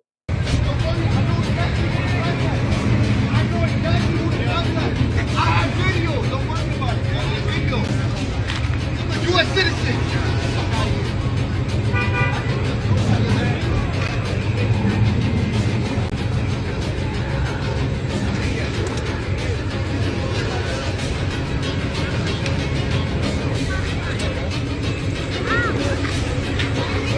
Where's this girl at?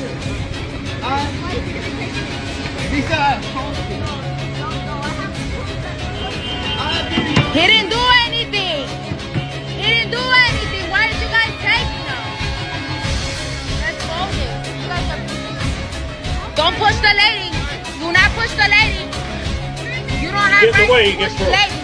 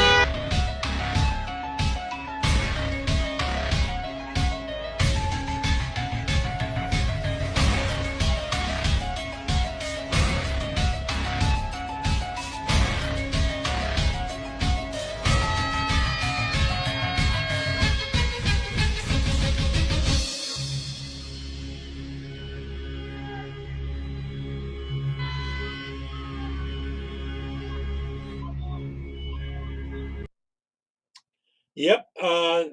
My friend Madeline is next talking about Minnesota has become the biggest hub for Somalians in the United States, over 100,000 and counting. Minneapolis, Minnesota is fastly becoming the biggest hub I think there's for even more than that, Somali migrants, all thanks to people Illegals. like Ilhan Jihad radicalist Oma, because she has a seat in Senate, in Congress. Hey, Charles. So she is further helping her Somalian community, which has grown in the upways of 100,000 Somalians in the state of Minnesota. But Minneapolis being the biggest hub of Somali migrants in that community. And as a result, these people are committing a lot of fraudulent activities. I'm sure some of you might be aware of a story that came out of Minneapolis back in 2022, where 47 Somali migrants, and whether they were Somalian born or Somalian Americans, they were indicted in a children nutrition scheme. It was called Feeding Our Future, where they stole upwards of $250 million in this. They're doing that in the medical field too. They're charging bills of stuff that isn't even done in the medical field. They're milking money out of our tax dollars, but in the millions. From this program during the C-19 pandemic, and they were using it to further lavish their lifestyles. So as the story drew statewide and national attention, I think as a result, USCIS paid attention to this, and they decided to launch their own investigation by implementing this Operation Sting pertaining to immigration fraud. And this is called Twin Shields. Now, Twin Shields is a crackdown sting operation which is trying to expose immigration fraud, and that includes marriage fraud, death certificate fraud, Medicaid fraud, Medicaid kickbacks, amongst a few. Now, in terms of an overstaying of visas, visa overstays was also one of the crackdowns that this program was used for. And what they had found was there were a lot of marriage shams in the form of even death certificates being used, where one migrant, I believe a Somalian, he had lied on his application saying that his wife was deceased, forged a death certificate, not knowing that that particular wife, you're right, John. Obama did do that. A bummer, I call him. That was deemed dead was actually alive and well in Minnesota. So these crackdowns by USCIS, because of these Somalians committing these fraudulent acts pertaining to immigration. And this is why it's garnered so much attention. That's why the Somalian community is on the USCIS radar. And it doesn't help that you have the likes of Ilhan Omar, who has a seat in Congress, who is probably helping and, supporting these acts and supporting people in her community. And let's not forget, she has a marriage scam of her own, where she had married her brother, her biological brother, to get him to come to the US so that he can gain citizenship. And she too now is being under fire. After this whole Operation Twin Shields, she too is... And I guess her brother's also in the real extremists. Is under investigation, and she's in the spotlight as well. It doesn't help that Minnesota is the biggest hub for Somalians right now in the United States alone. And why? Because they have a Somali-born congresswoman in office who holds a seat. So this woman, Ilhan Omar, is there to further help her people of Somalia. She's not there to help Americans. This is why I've always been advocating that she needs to be investigated and she needs to be removed from office, because she is a detriment to Americans. She's using her community to perpetuate fraud and defraud millions of tax-paying Americans to lavish her own people of Somalia, and is doing it here in the US. I really do hope that USCIS, now that they have this crackdown Operation Sting, I really do hope that they do further probe and further investigation on Ilhan Omar and see that she does not deserve her position of power, because she committed many frauds, immigration-wise. Yep, they are buying guns, John, and welcome back, Marianne. All right, this next one's a liberal man is encouraging Antifa to start bringing weapons to the protest and attacking ICE and us. If you're going to organize a protest, it needs to be armed. It didn't always need to be that way, but it is that way now. I'm sorry. If you want to organize something where everyone is unarmed, organize a social gathering, organize a political rally, organize something along those lines. But the fact of the matter is, a good old-fashioned protest was only ever effective because there was a threat of more force if the protest wasn't listened to.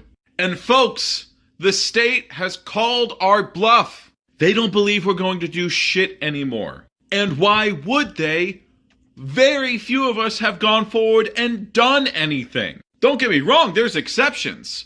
The entire country went out into the streets after a police precinct burned in 2020. And I'm not saying that everyone has to be armed with firearms specifically. If you want to show up with a good old-fashioned pitchfork, I think that would resonate in certain communities in the United States. But the effectiveness of your protest is only going so far as the threat of continued force is believed.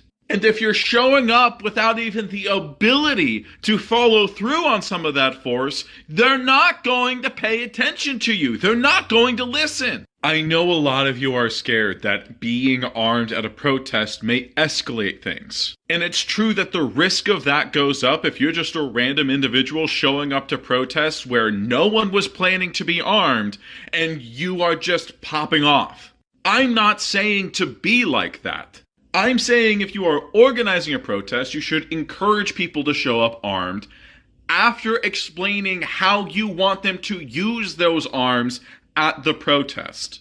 I think it would be a marvelous step forward if you were saying, hey, show up armed, but understand under no circumstances are you to use the weapon. Just being able to show up with a weapon could be a huge step forward for American resistance. Beyond that, though, we have to understand that not having weapons... he wants something to happen where they get a martyr on the left, and then they can ramp everything up to get their way. ...is not what's keeping the state from escalating.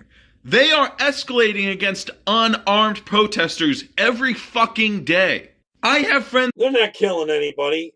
They're arresting them. ...who have been shot at protests, who were entirely unarmed. The fact of the matter is, showing up to protests unarmed means that the state can fire a whole host of munitions into the crowd with impunity. However, if the crowd is armed, shooting hard pellets and stuff, they at least have to think twice about doing that. Yes, the state is full of assholes who are more than happy to kill for pay, but very few of them are willing to die for pay. There are advantages to being the most armed population in the world, and maybe we should start taking advantage of any of them. What does everyone think about that, dude? Boy. All right, principal informed her, the mom, that her 12-year-old daughter is now called Erin, and she can't seem to do anything about it. The state has taken the kid away in that. Here we go. Hello, my name is Brittany Weisenbach. I am the mother of a 13-year-old child who attends Saco Middle School in Maine. When I went to go pick her up about 7 months ago, per visitation rights on a court order that I presented the principal with, the principal told me that my daughter was now identifying as a male by the name of Erin. And when I had corrected the woman on the fact that that was not my daughter's name and that she was a female, the woman got very annoyed with me when I told her that I was going to take it to the news channels and I was going to call the superintendent. It is the enemy within its office. She then tried to deny even saying it. My daughter currently is under a guardianship agreement through the York Judicial Center. I have filed to terminate that guardianship. I'm currently living in Georgia. My husband is an active duty military member for the United States Army. And I just wanted to make people aware that this is in fact happening in the schools in Maine. This is my daughter. Maine's one of the biggest trans states there is with the governor they have and the legislative branch. That's the one that's fighting Trump on the transing in schools and in sports and all that kind of stuff. Her name is Esmia. Her grandparents, Christina and Peter Marcotte, cut all of her hair off at the beginning of the last school session. They started putting her on hormone therapy via a shot once a month, and they have since cut off all of my communication to my daughter. I have not seen her in about 4 years now. I am getting no help from the courts. They totally exploit the fact that I cannot afford an attorney currently. But this Big is brother. a true story. This is the guardianship agreement. This is my daughter's birth certificate. And again, this is my 13-year-old daughter who the grandparents are grooming, and the York Judicial Center is allowing this to happen. I just wanted to share me and my daughter's story. Thank you. I'm finding that a lot of these transing kids are the women or mothers that are transing them from the fathers. And in this case, it's the grandparents from the kids. They're socialist nutcakes. Insane. All right, illegal immigrant, legal immigrant are sick of the BS that they're dealing with from the left. But say you're a legal immigrant here, not illegal, a legal one, and you're fighting against all the illegals being here and being deported. This is what she talks about here. You're an Asian. Why do you support deportation? No, stupid. I am an American who did it the right way. What is the right way? Well, time, dedication, money, thousands of hours without missing a single appointment. That is how me and my 3 older sisters got to America. So it's a slap on the face that I've been getting attacked because simply my eyes are chinky according to them. My skin is brown and I have a heavy accent. I don't give a shit. I'm sick and tired, very, very tired, up to here with bullshit agenda that just say, oh, because I support deportation, therefore I'm a bad person. No, I support deportation because United States of America is the only country that allowed this bullshit to happen. Go to Japan, go to Russia, go to China, go to Africa and see if they let you walk in and do whatever the heck you want. Get out of here with that bullshit. I'm so tired. I'm sorry to vent to my villagers, but I've been getting attacked like crazy.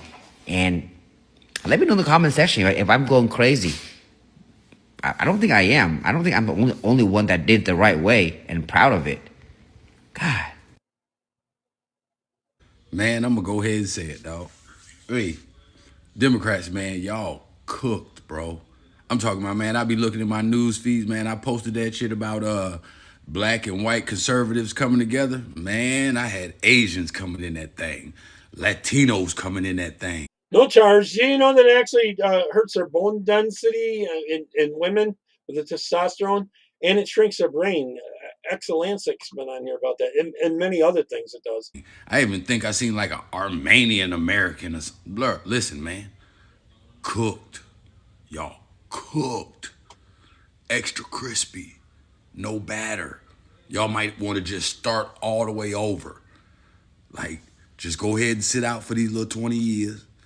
Let the people get back, back where they want to be, and forget that y'all snakes, and then y'all try to sneak back in. But as of right now, the Latino community, Asian community, black community, white community, fucking Armenian community. Dog, I done had Filipino Americans in my inbox telling me they with it too. It's over. Yep, he's got it right. Ongoing heated Virginia governor's race with Winston Sears, a black woman immigrant. Also veteran, Marine veteran. I want you guys to picture this. A black woman immigrant who's a Marine veteran, a Christian conservative, standing on stage running for governor. And what's waved in her face? A racist sign held proudly by a supporter of her white liberal opponent. And instead of the outrage you would normally expect to see, you get crickets, just silence. Why is that? It's because the racism came from the approved side. It came from the Democrat side. That doesn't tell you everything you need to know about oppression, addiction, and Stockholm Syndrome politics I don't know what will. Today, we're going to talk about the heated governor's race in the state of Virginia. And I've got so much to say about it. So let's get into this. Grace and peace, you guys. Welcome back to Unshakable with April Chapman, where we discuss all things social, cultural, political, and theological from a biblical perspective. I'm your host, April Chapman, and welcome to the show. I want to go ahead and talk about the heated governor's race up in the great Commonwealth of Virginia. And I kind of want to go through these candidates at a glance because they are completely different. And what I believe the outcome is going to be, I want Winsome Sears to win. But unfortunately, the Black community, due to their addiction to Democrats, will probably fumble the bag and miss out on an amazing opportunity to be I don't know. It's real close. It's real close. It's the northern part of the state in Virginia where all those government workers work that will tip the balance probably, especially in an off-the-year election. Led by a Black female who is wholly qualified, not on the basis of her ethnicity, but on merit. So let's look at these candidates at a glance. On one side, you have Winsome Sears. She's a Marine veteran. She is Jamaican born. She is an immigrant. She's a businesswoman. She has served as lieutenant governor for the state of Virginia, and she is unapologetically conservative. She's pro-life, pro-parental rights, pro-school choice, pro-women's sports, pro-Second Amendment, unapologetically pro-American. I don't really know what's not to like about her. And then let's look at her opponent, Abigail Spanberger. She is your cookie cutter, run of the mill Democrat politician who pretends moderation, but she votes for the most radical of leftist policies. This woman has backed legislation that lets boys invade girls' sports and locker rooms. She's pushed climate extremism that raises costs on working families, and she parrots the same progressive line on abortion up until the 9th month rhetoric. One of these candidates represents freedom. The other one represents control and wickedness. So let's examine their records so we can just get an idea of who these candidates are. Spanberger has a very oppressive political record. On one thing, let's say, for example, family and faith, she has aligned with the... That one there was so into pushing the jab there. Equality Act, or you risk punishment. That is oppression. When it comes to education, she has supported federal overreach into local schools, backing the very policies that put government bureaucrats over parents. I told you, these Democrats believe that they share custody with your children. They believe that it's our children, not your children. Basically, they're telling you, you need to sit down, mom and dad. We know what's best for your kids. We'll raise them. As it pertains to the economy, well, she's marched lock in step with Bidenomics. She's voted for the $1 trillion spending bills that have fueled inflation and then lectures you about climate change. Meanwhile, no one can afford groceries, gas, or rent. But somehow she believes she's best suited for the job. Spanberger's oppression, it doesn't just come in a white hood. No, it comes wrapped up in legislation and policies and regulations that are tyrannical in their application. So she's basically dressed up in a pantsuit, and it's far from compassion. It's oppressive. So here's why I want to introduce this, because there was this incident, a campaign incident that basically showed me all that I needed to know about who this Abigail Spanberger is. Okay. On the campaign trail at one of Spanberger's events, her supporters were proudly holding up signs. And one of them, she held up this racist sign mocking Winsome Sears for her anti-trans stance. Let me repeat that. A Black woman who's a veteran, a trailblazer, if I must say so, is running for governor. And the so-called party of tolerance stood by while their people waved a racist garbage sign in her face. Did Spanberger denounce it? No. First of all, it took them a real long time to issue a statement. And the question I want to ask is, do you think the media covered it with the same outrage that they would? You see the other one in Virginia there that was had taxes and stuff like that about killing his opponent and their kids and this and that, and she won't even disavow it and all that. That's a running mate, actually. If a Republican supporter had done it, Absolutely not. Are you going to have a biological male undressing in the same gym room as you? Full frontal, nude? That's what we're asking our high school boys and girls to be together, nude, in the same locker room. This is nonsense. Opinions clash at a school board meeting in Arlington Thursday. And tonight, a new controversy that leaders are calling racist and abhorrent. You're watching 8 News at 6. I'm Eric Phillips. I'm Deanna Albritton. 8 News reporter Mariah Gillette is live in the Digital Center to break it down. Mariah, where did this all begin? Eric, Deanna, it was the discussion of the transgender bathroom policy at the school board meeting that drew a rally outside. Lieutenant Governor and Republican gubernatorial nominee Winsome Earl-Sears spoke against allowing transgender students in girls' bathrooms. She's the best one for the job. No doubt about it. Spears is. Okay, here's how trans activism was created. May I give you my theory and you can tell me whether you think it's plausible? Okay. My theory is all about hiding autogynephilia. It's that they built their rights movement. They had to come up with a reason, a cause for being trans that was not paraphilia, sexual deviancy, anything like that. So they come up with gender identity, and then they come up with trans is natural and healthy and it's innate, and you just have this mismatched gender identity. But if it's innate, then you have to have trans children.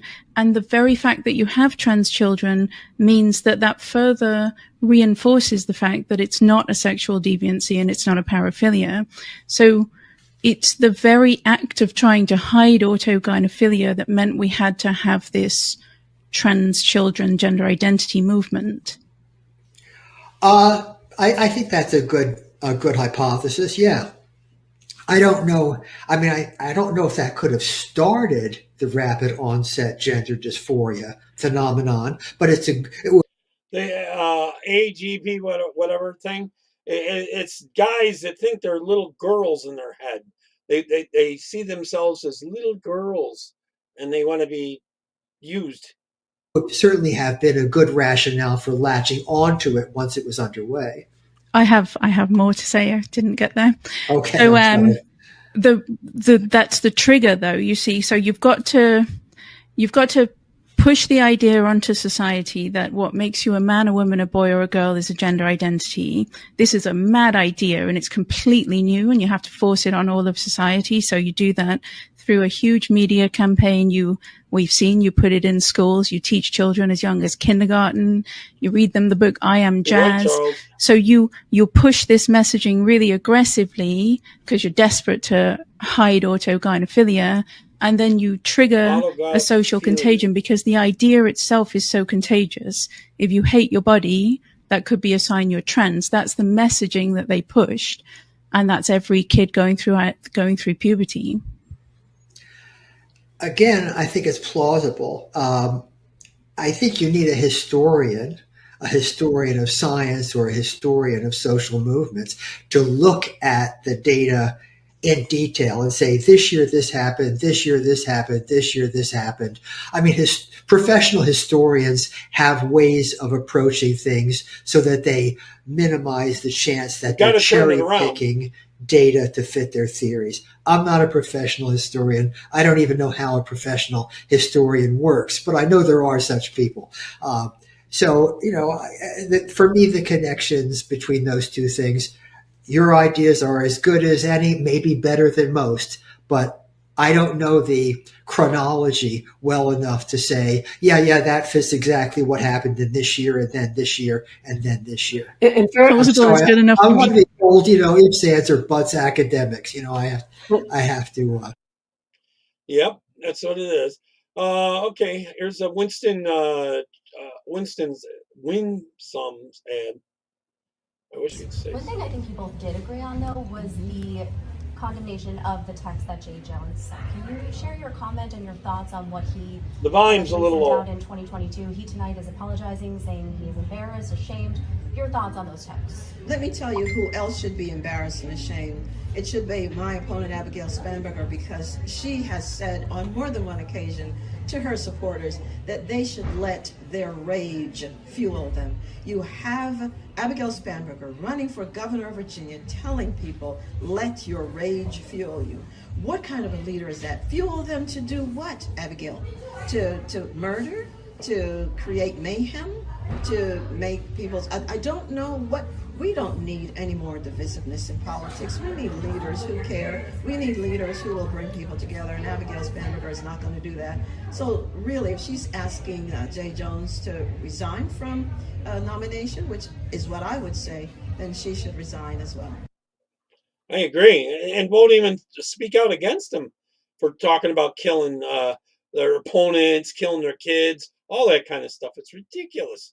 All right, here's another governor's race of that Jack guy in New Jersey. The Democrats' worst nightmare is coming true. Jack Ciattarelli is on the verge of flipping New Jersey red. What was supposed to be a safe blue state is now a toss-up. Poll after poll shows the Democrat lead evaporating, and in some cases, Jack is already ahead. Independents are breaking red by double digits. Working class families are fed up with the liberal status quo, and even Democrat mayors are endorsing him. Y'all like the video right here, follow for more updates, and let's get into this. These numbers are staggering. Since 2021, Democrats have lost over 215,000 registered voters in New Jersey. Republicans have gained thousands just in the last 30 days. Early voting returns show Republicans up nearly 2% on mail-in ballots. That translates into a 15,000 vote advantage right now before Election Day. This is the same pattern we saw in Virginia with Glenn Youngkin, when Glenn Youngkin came from nowhere to crush Terry McAuliffe. Democrats are still obsessing over Trump and pushing wedge issues. Republicans are focused on parental rights, the economy, and the people versus the political class. The Charlie Kirk effect is real. His woke up voters nationwide. Florida Republicans are registering 3 times as many new voters as before. In California alone, Republicans added 50,000 new voters last month, while Democrats added less than 200. This isn't a normal political cycle. It's a political earthquake. If these trends hold, Ciattarelli will not just win, he'll blow Mickey Sherrill out of the water and send shockwaves across the entire country. Democrats thought they had total control over the electoral process, and they don't. Ordinary Americans are taking their states back. This is what a realignment looks like. Y'all like the video? Let me know what you think in the comments. Follow for more. I'll catch you on the next one.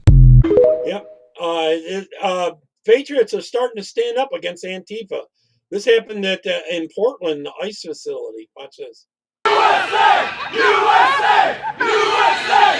USA! USA! USA! USA! That's what you gotta do. USA! USA! USA! USA! USA! In the 20s, huh? Back in the 20s.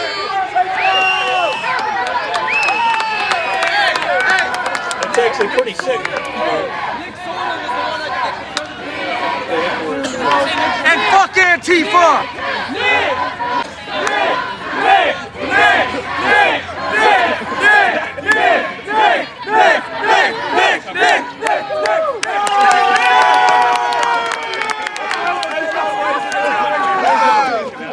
Taking the state back, baby! Let's go! And at the end of the day, a non-taxpaying payer person should not be getting more benefits than a regular taxpayer. You know, at the end of the day, I just don't think that a non-taxpayer should have more tax-paid benefits than a taxpayer.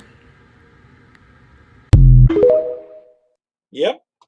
Driving into dramatic history. Since the Democratic Party loves to keep us in the past, today I'm going to dive into the past of the Democratic Party and their demonic history, especially when it comes to the black community. See, I know some of y'all will say the party switch, but the party switch is not really true when it comes to the black community, because the black community never really wanted to voluntarily vote for the Democratic Party. Canada. We were forced to. Okay?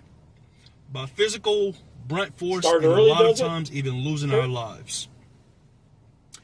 Today I'm going to dive into one of the massacres that is dear to my heart because it happened in Louisiana. This is the massacre of Opelousas, Louisiana, which is inside of St. Tammany's Parish. If you're not familiar with parishes is pretty much like a county in different states. Louisiana is the only state in America that has parishes. See, it was a time in this country where black Americans fully supported Republicans. And that was a time that black American communities was really thriving, especially during Reconstruction. See, they did not vote for Republicans because of identity politics. They voted for Republicans because at the time, Republicans were the party of emancipation and civil rights. So let's go to the massacre of Opelousas. In 1868, Louisiana granted full voting rights to black men, also full civil rights to black men, all under the Republican Party. And as we know, the Democratic Party did not like that. They did not like that. They sent one of their paramilitary groups, as we know as the Triple K, or the Karens, I like to call them. See, they had a wing of the Karens in Louisiana, and they were the White Knights of Camellia. The White Knights of Camellia would wreak havoc on communities that were particularly black Republicans, and they would force you to vote Democrat. So in this massacre right before, also in 1868, there was a black educator by the name of Emerson Bentley. He was also the editor of the Republican newspaper. And he made a piece in the newspaper calling out Democrats, just like we do today. Calling out Democrats, and he was telling black people to come back to the GOP. Of course, Democrats did not like that. 3 days after he did that, inside of his classroom, he was attacked by the White Knights of Camellia.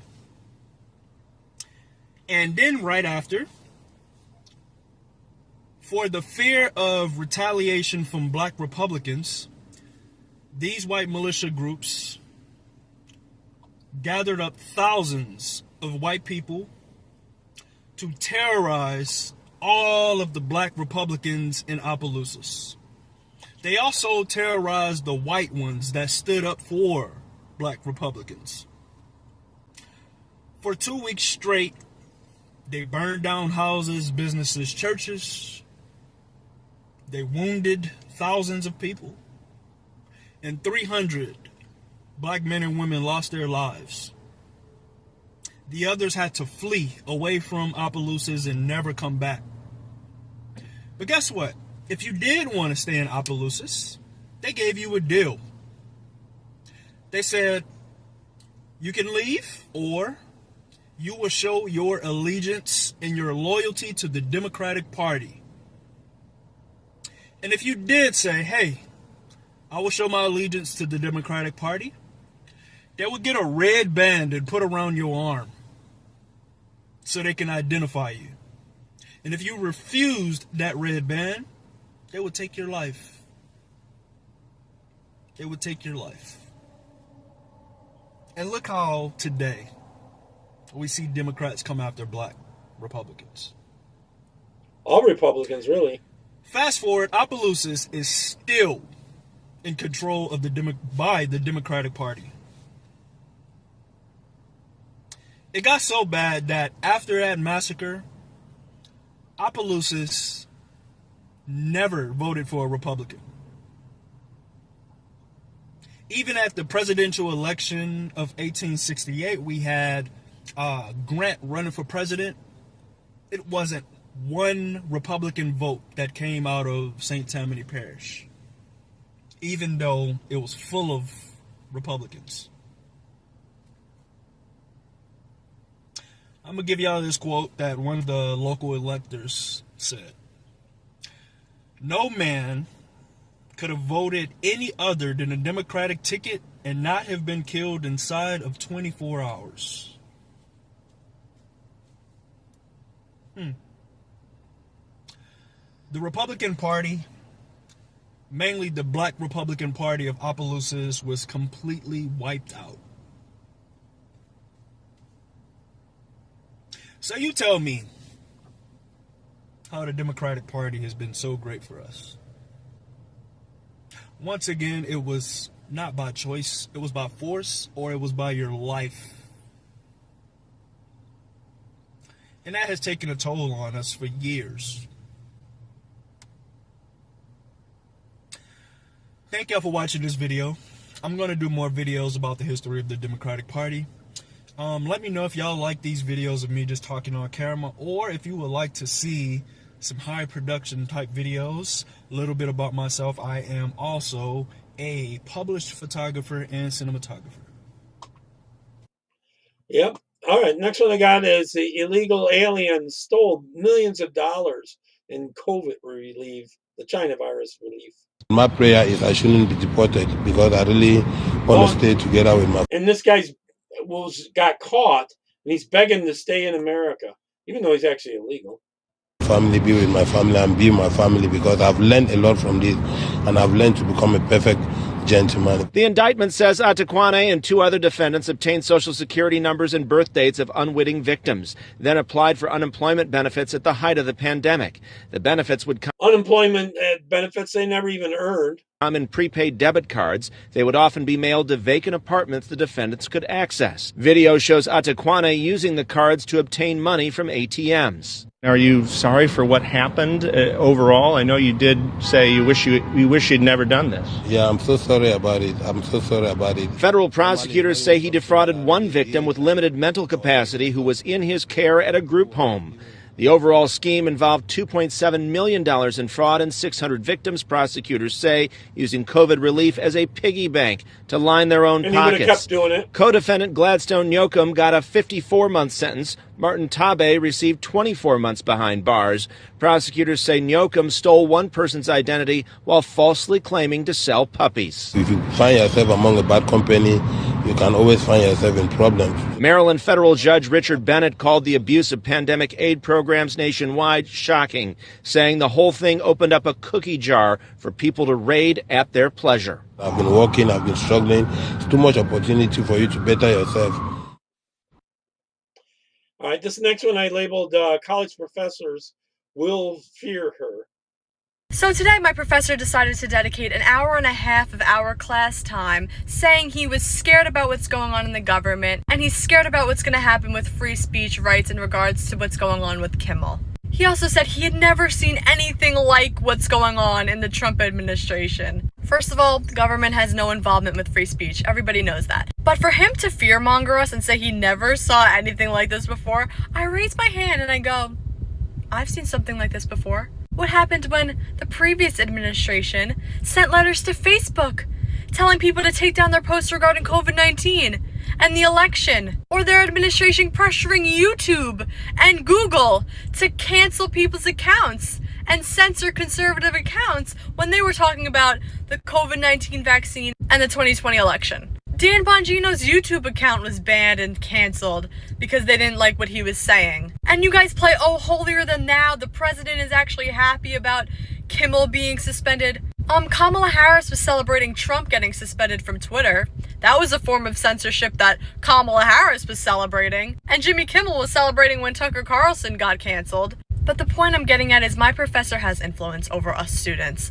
What if we have some Tyler Robinsons amongst us, and they're constantly hearing for an hour and a half from their professor how dangerous this administration is and how scared he is? What if that were to prompt one of my fellow classmates to assassinate someone from the Trump administration?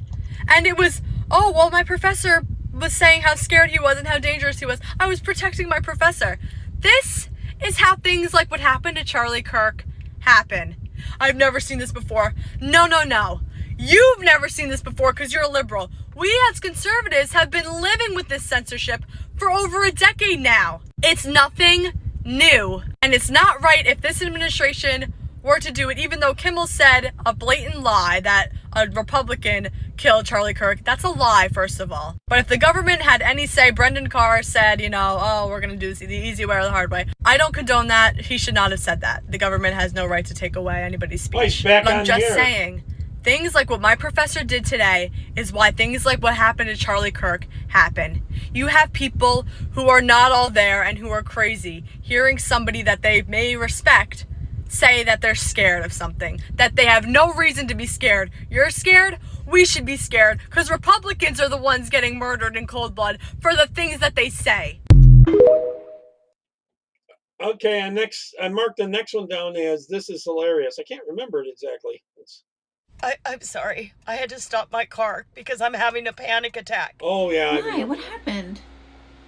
Is everything okay? Donald Trump, in his speech, just declared war on America. Right, like we gotta go right now? It's about to go down? Right now. What? I need you to breathe. Nobody knows what you're saying because you're not using your words. I need you to use your words and breathe. Come on, we can get through this. What is happening? What is happening?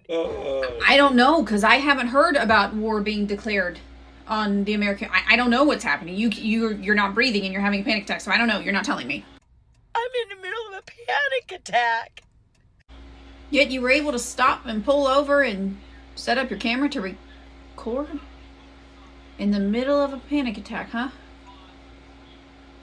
Those are some pretty good coping mechanisms to get through that panic attack, though. Nice work.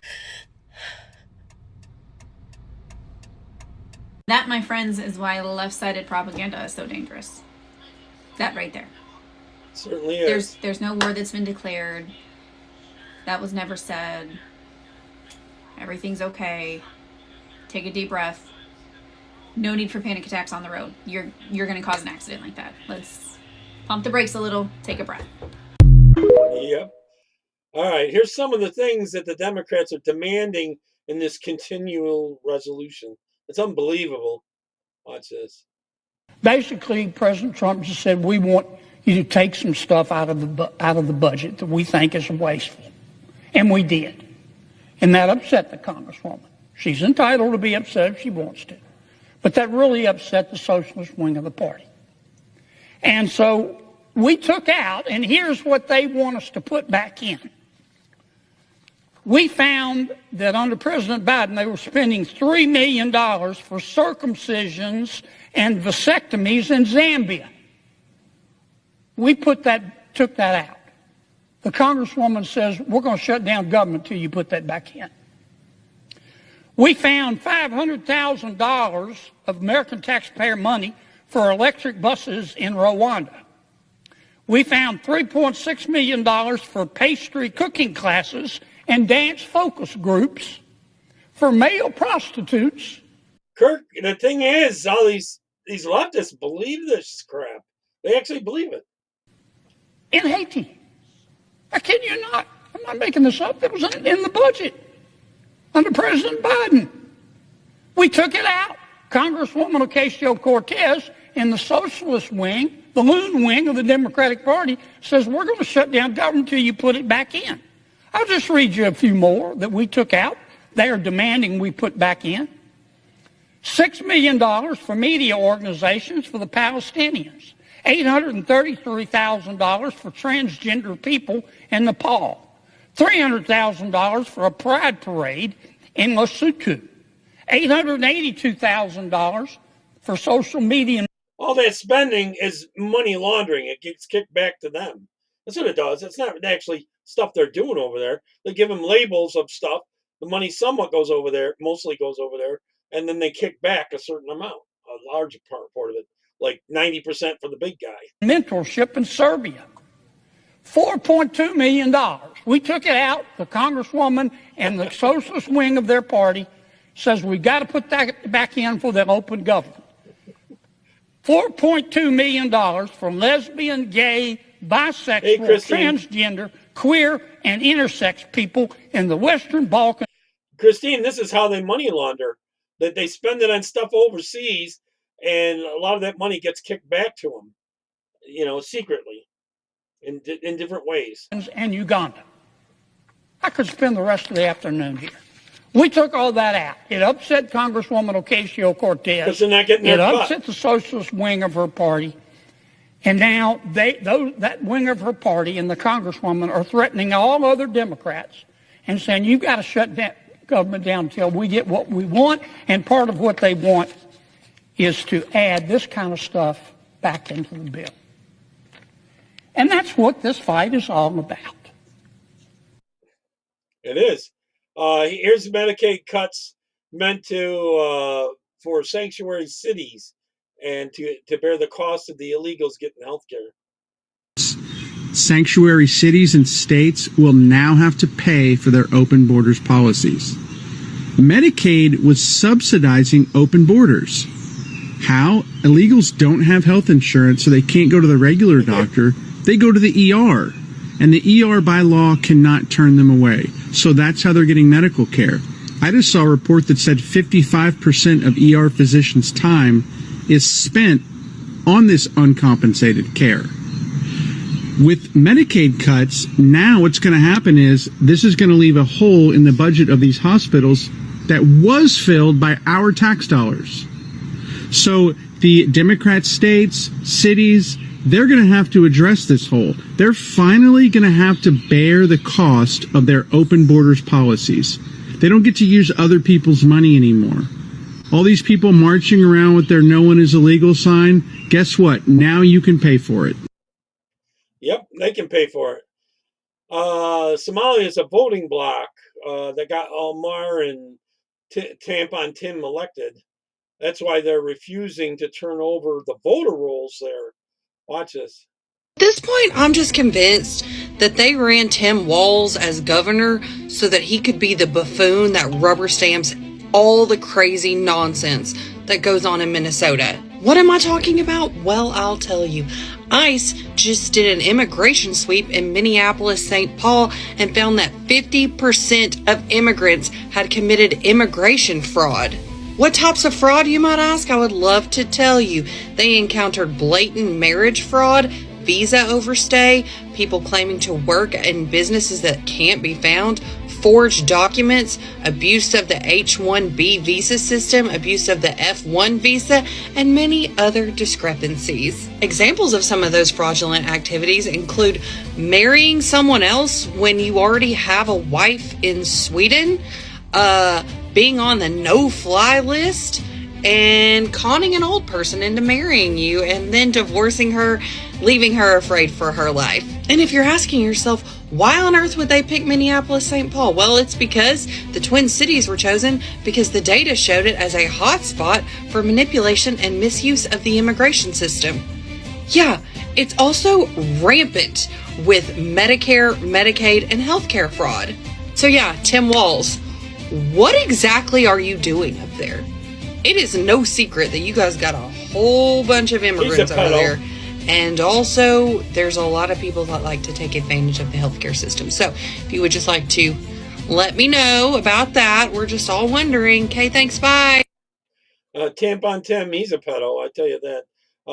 And Kirk, what was it you commented there? Oh, yeah, shutting it down. I hope the shutdown goes on longer. So as soon as it gets past a week or something like that, you can start closing some of these agencies that aren't doing crap and all that kind of stuff. Minnesota resettled between 70 and 80,000 Somali Muslims. Let's talk about Ilhan Omar's people in Minnesota.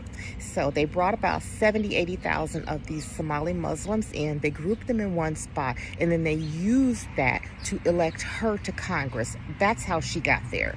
Okay, now, one thing you need to remember, according to the stats, is over 90% of these people have availed themselves of some sort of social service welfare program. Okay, now, the authorities in Minnesota have a huge investigation because these people have come up with all kind of different scams. Scams saying they're going to feed children, scams for housing, scams for fake marriages, fake divorces, you name it. They came here and they started scamming the system like nobody would believe. And these are her people all grouped together in Minnesota. We're going to talk about Dearborn, Michigan soon, too. Yep, and they've been doing it for a while, and they would have kept doing it if we didn't get Trump in there. I tell you that. Here.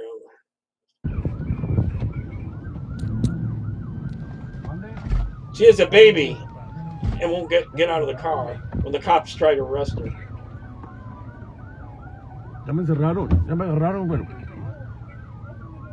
What is he being pulled over for? What is he He's being arrested. He's illegal. being pulled over for?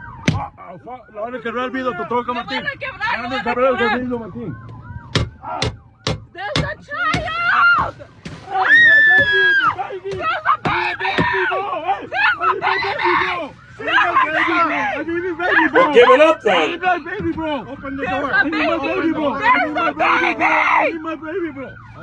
There's a baby! Can you guys have a little bit mercy, dude? He has a 1-month-old. He has a 1-month-old. He's illegal. Send him back. I have no sympathy for him.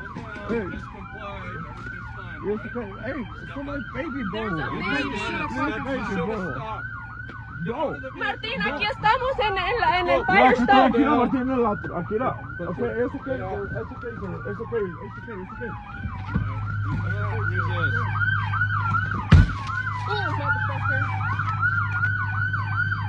Can I ask why he's being detained?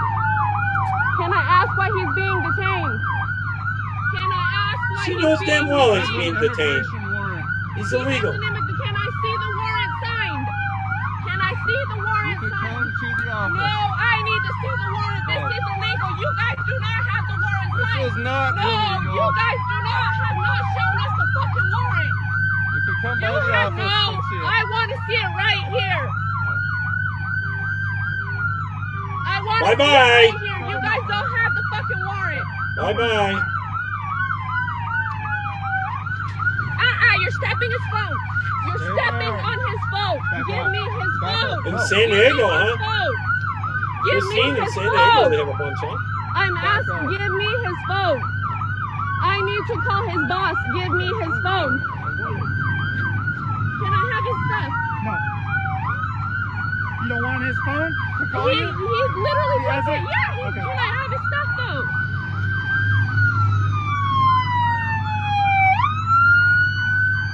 Can I have his stuff? I need his stuff. He's going to need his stuff. I need his stuff. Well, then, We have a baby. after we process him, then we'll call you. He'll call you. Yep. Toodaloo. You're right, Christine. I have no sympathy for him. They shouldn't have been here in the first place. So, bye-bye.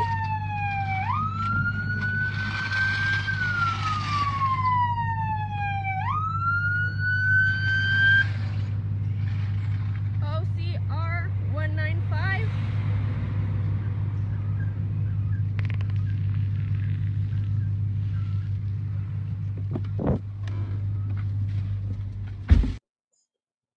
Yep.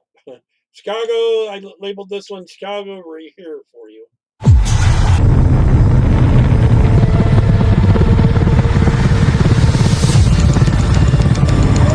Go, push. Get out of the way for the Bearcat.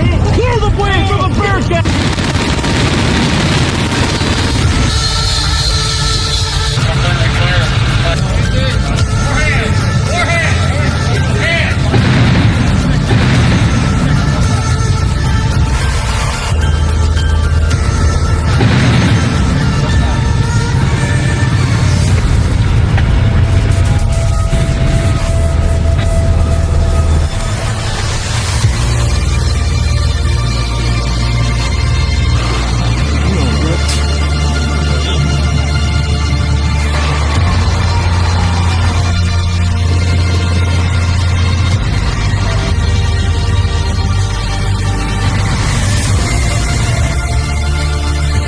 This is what I voted for.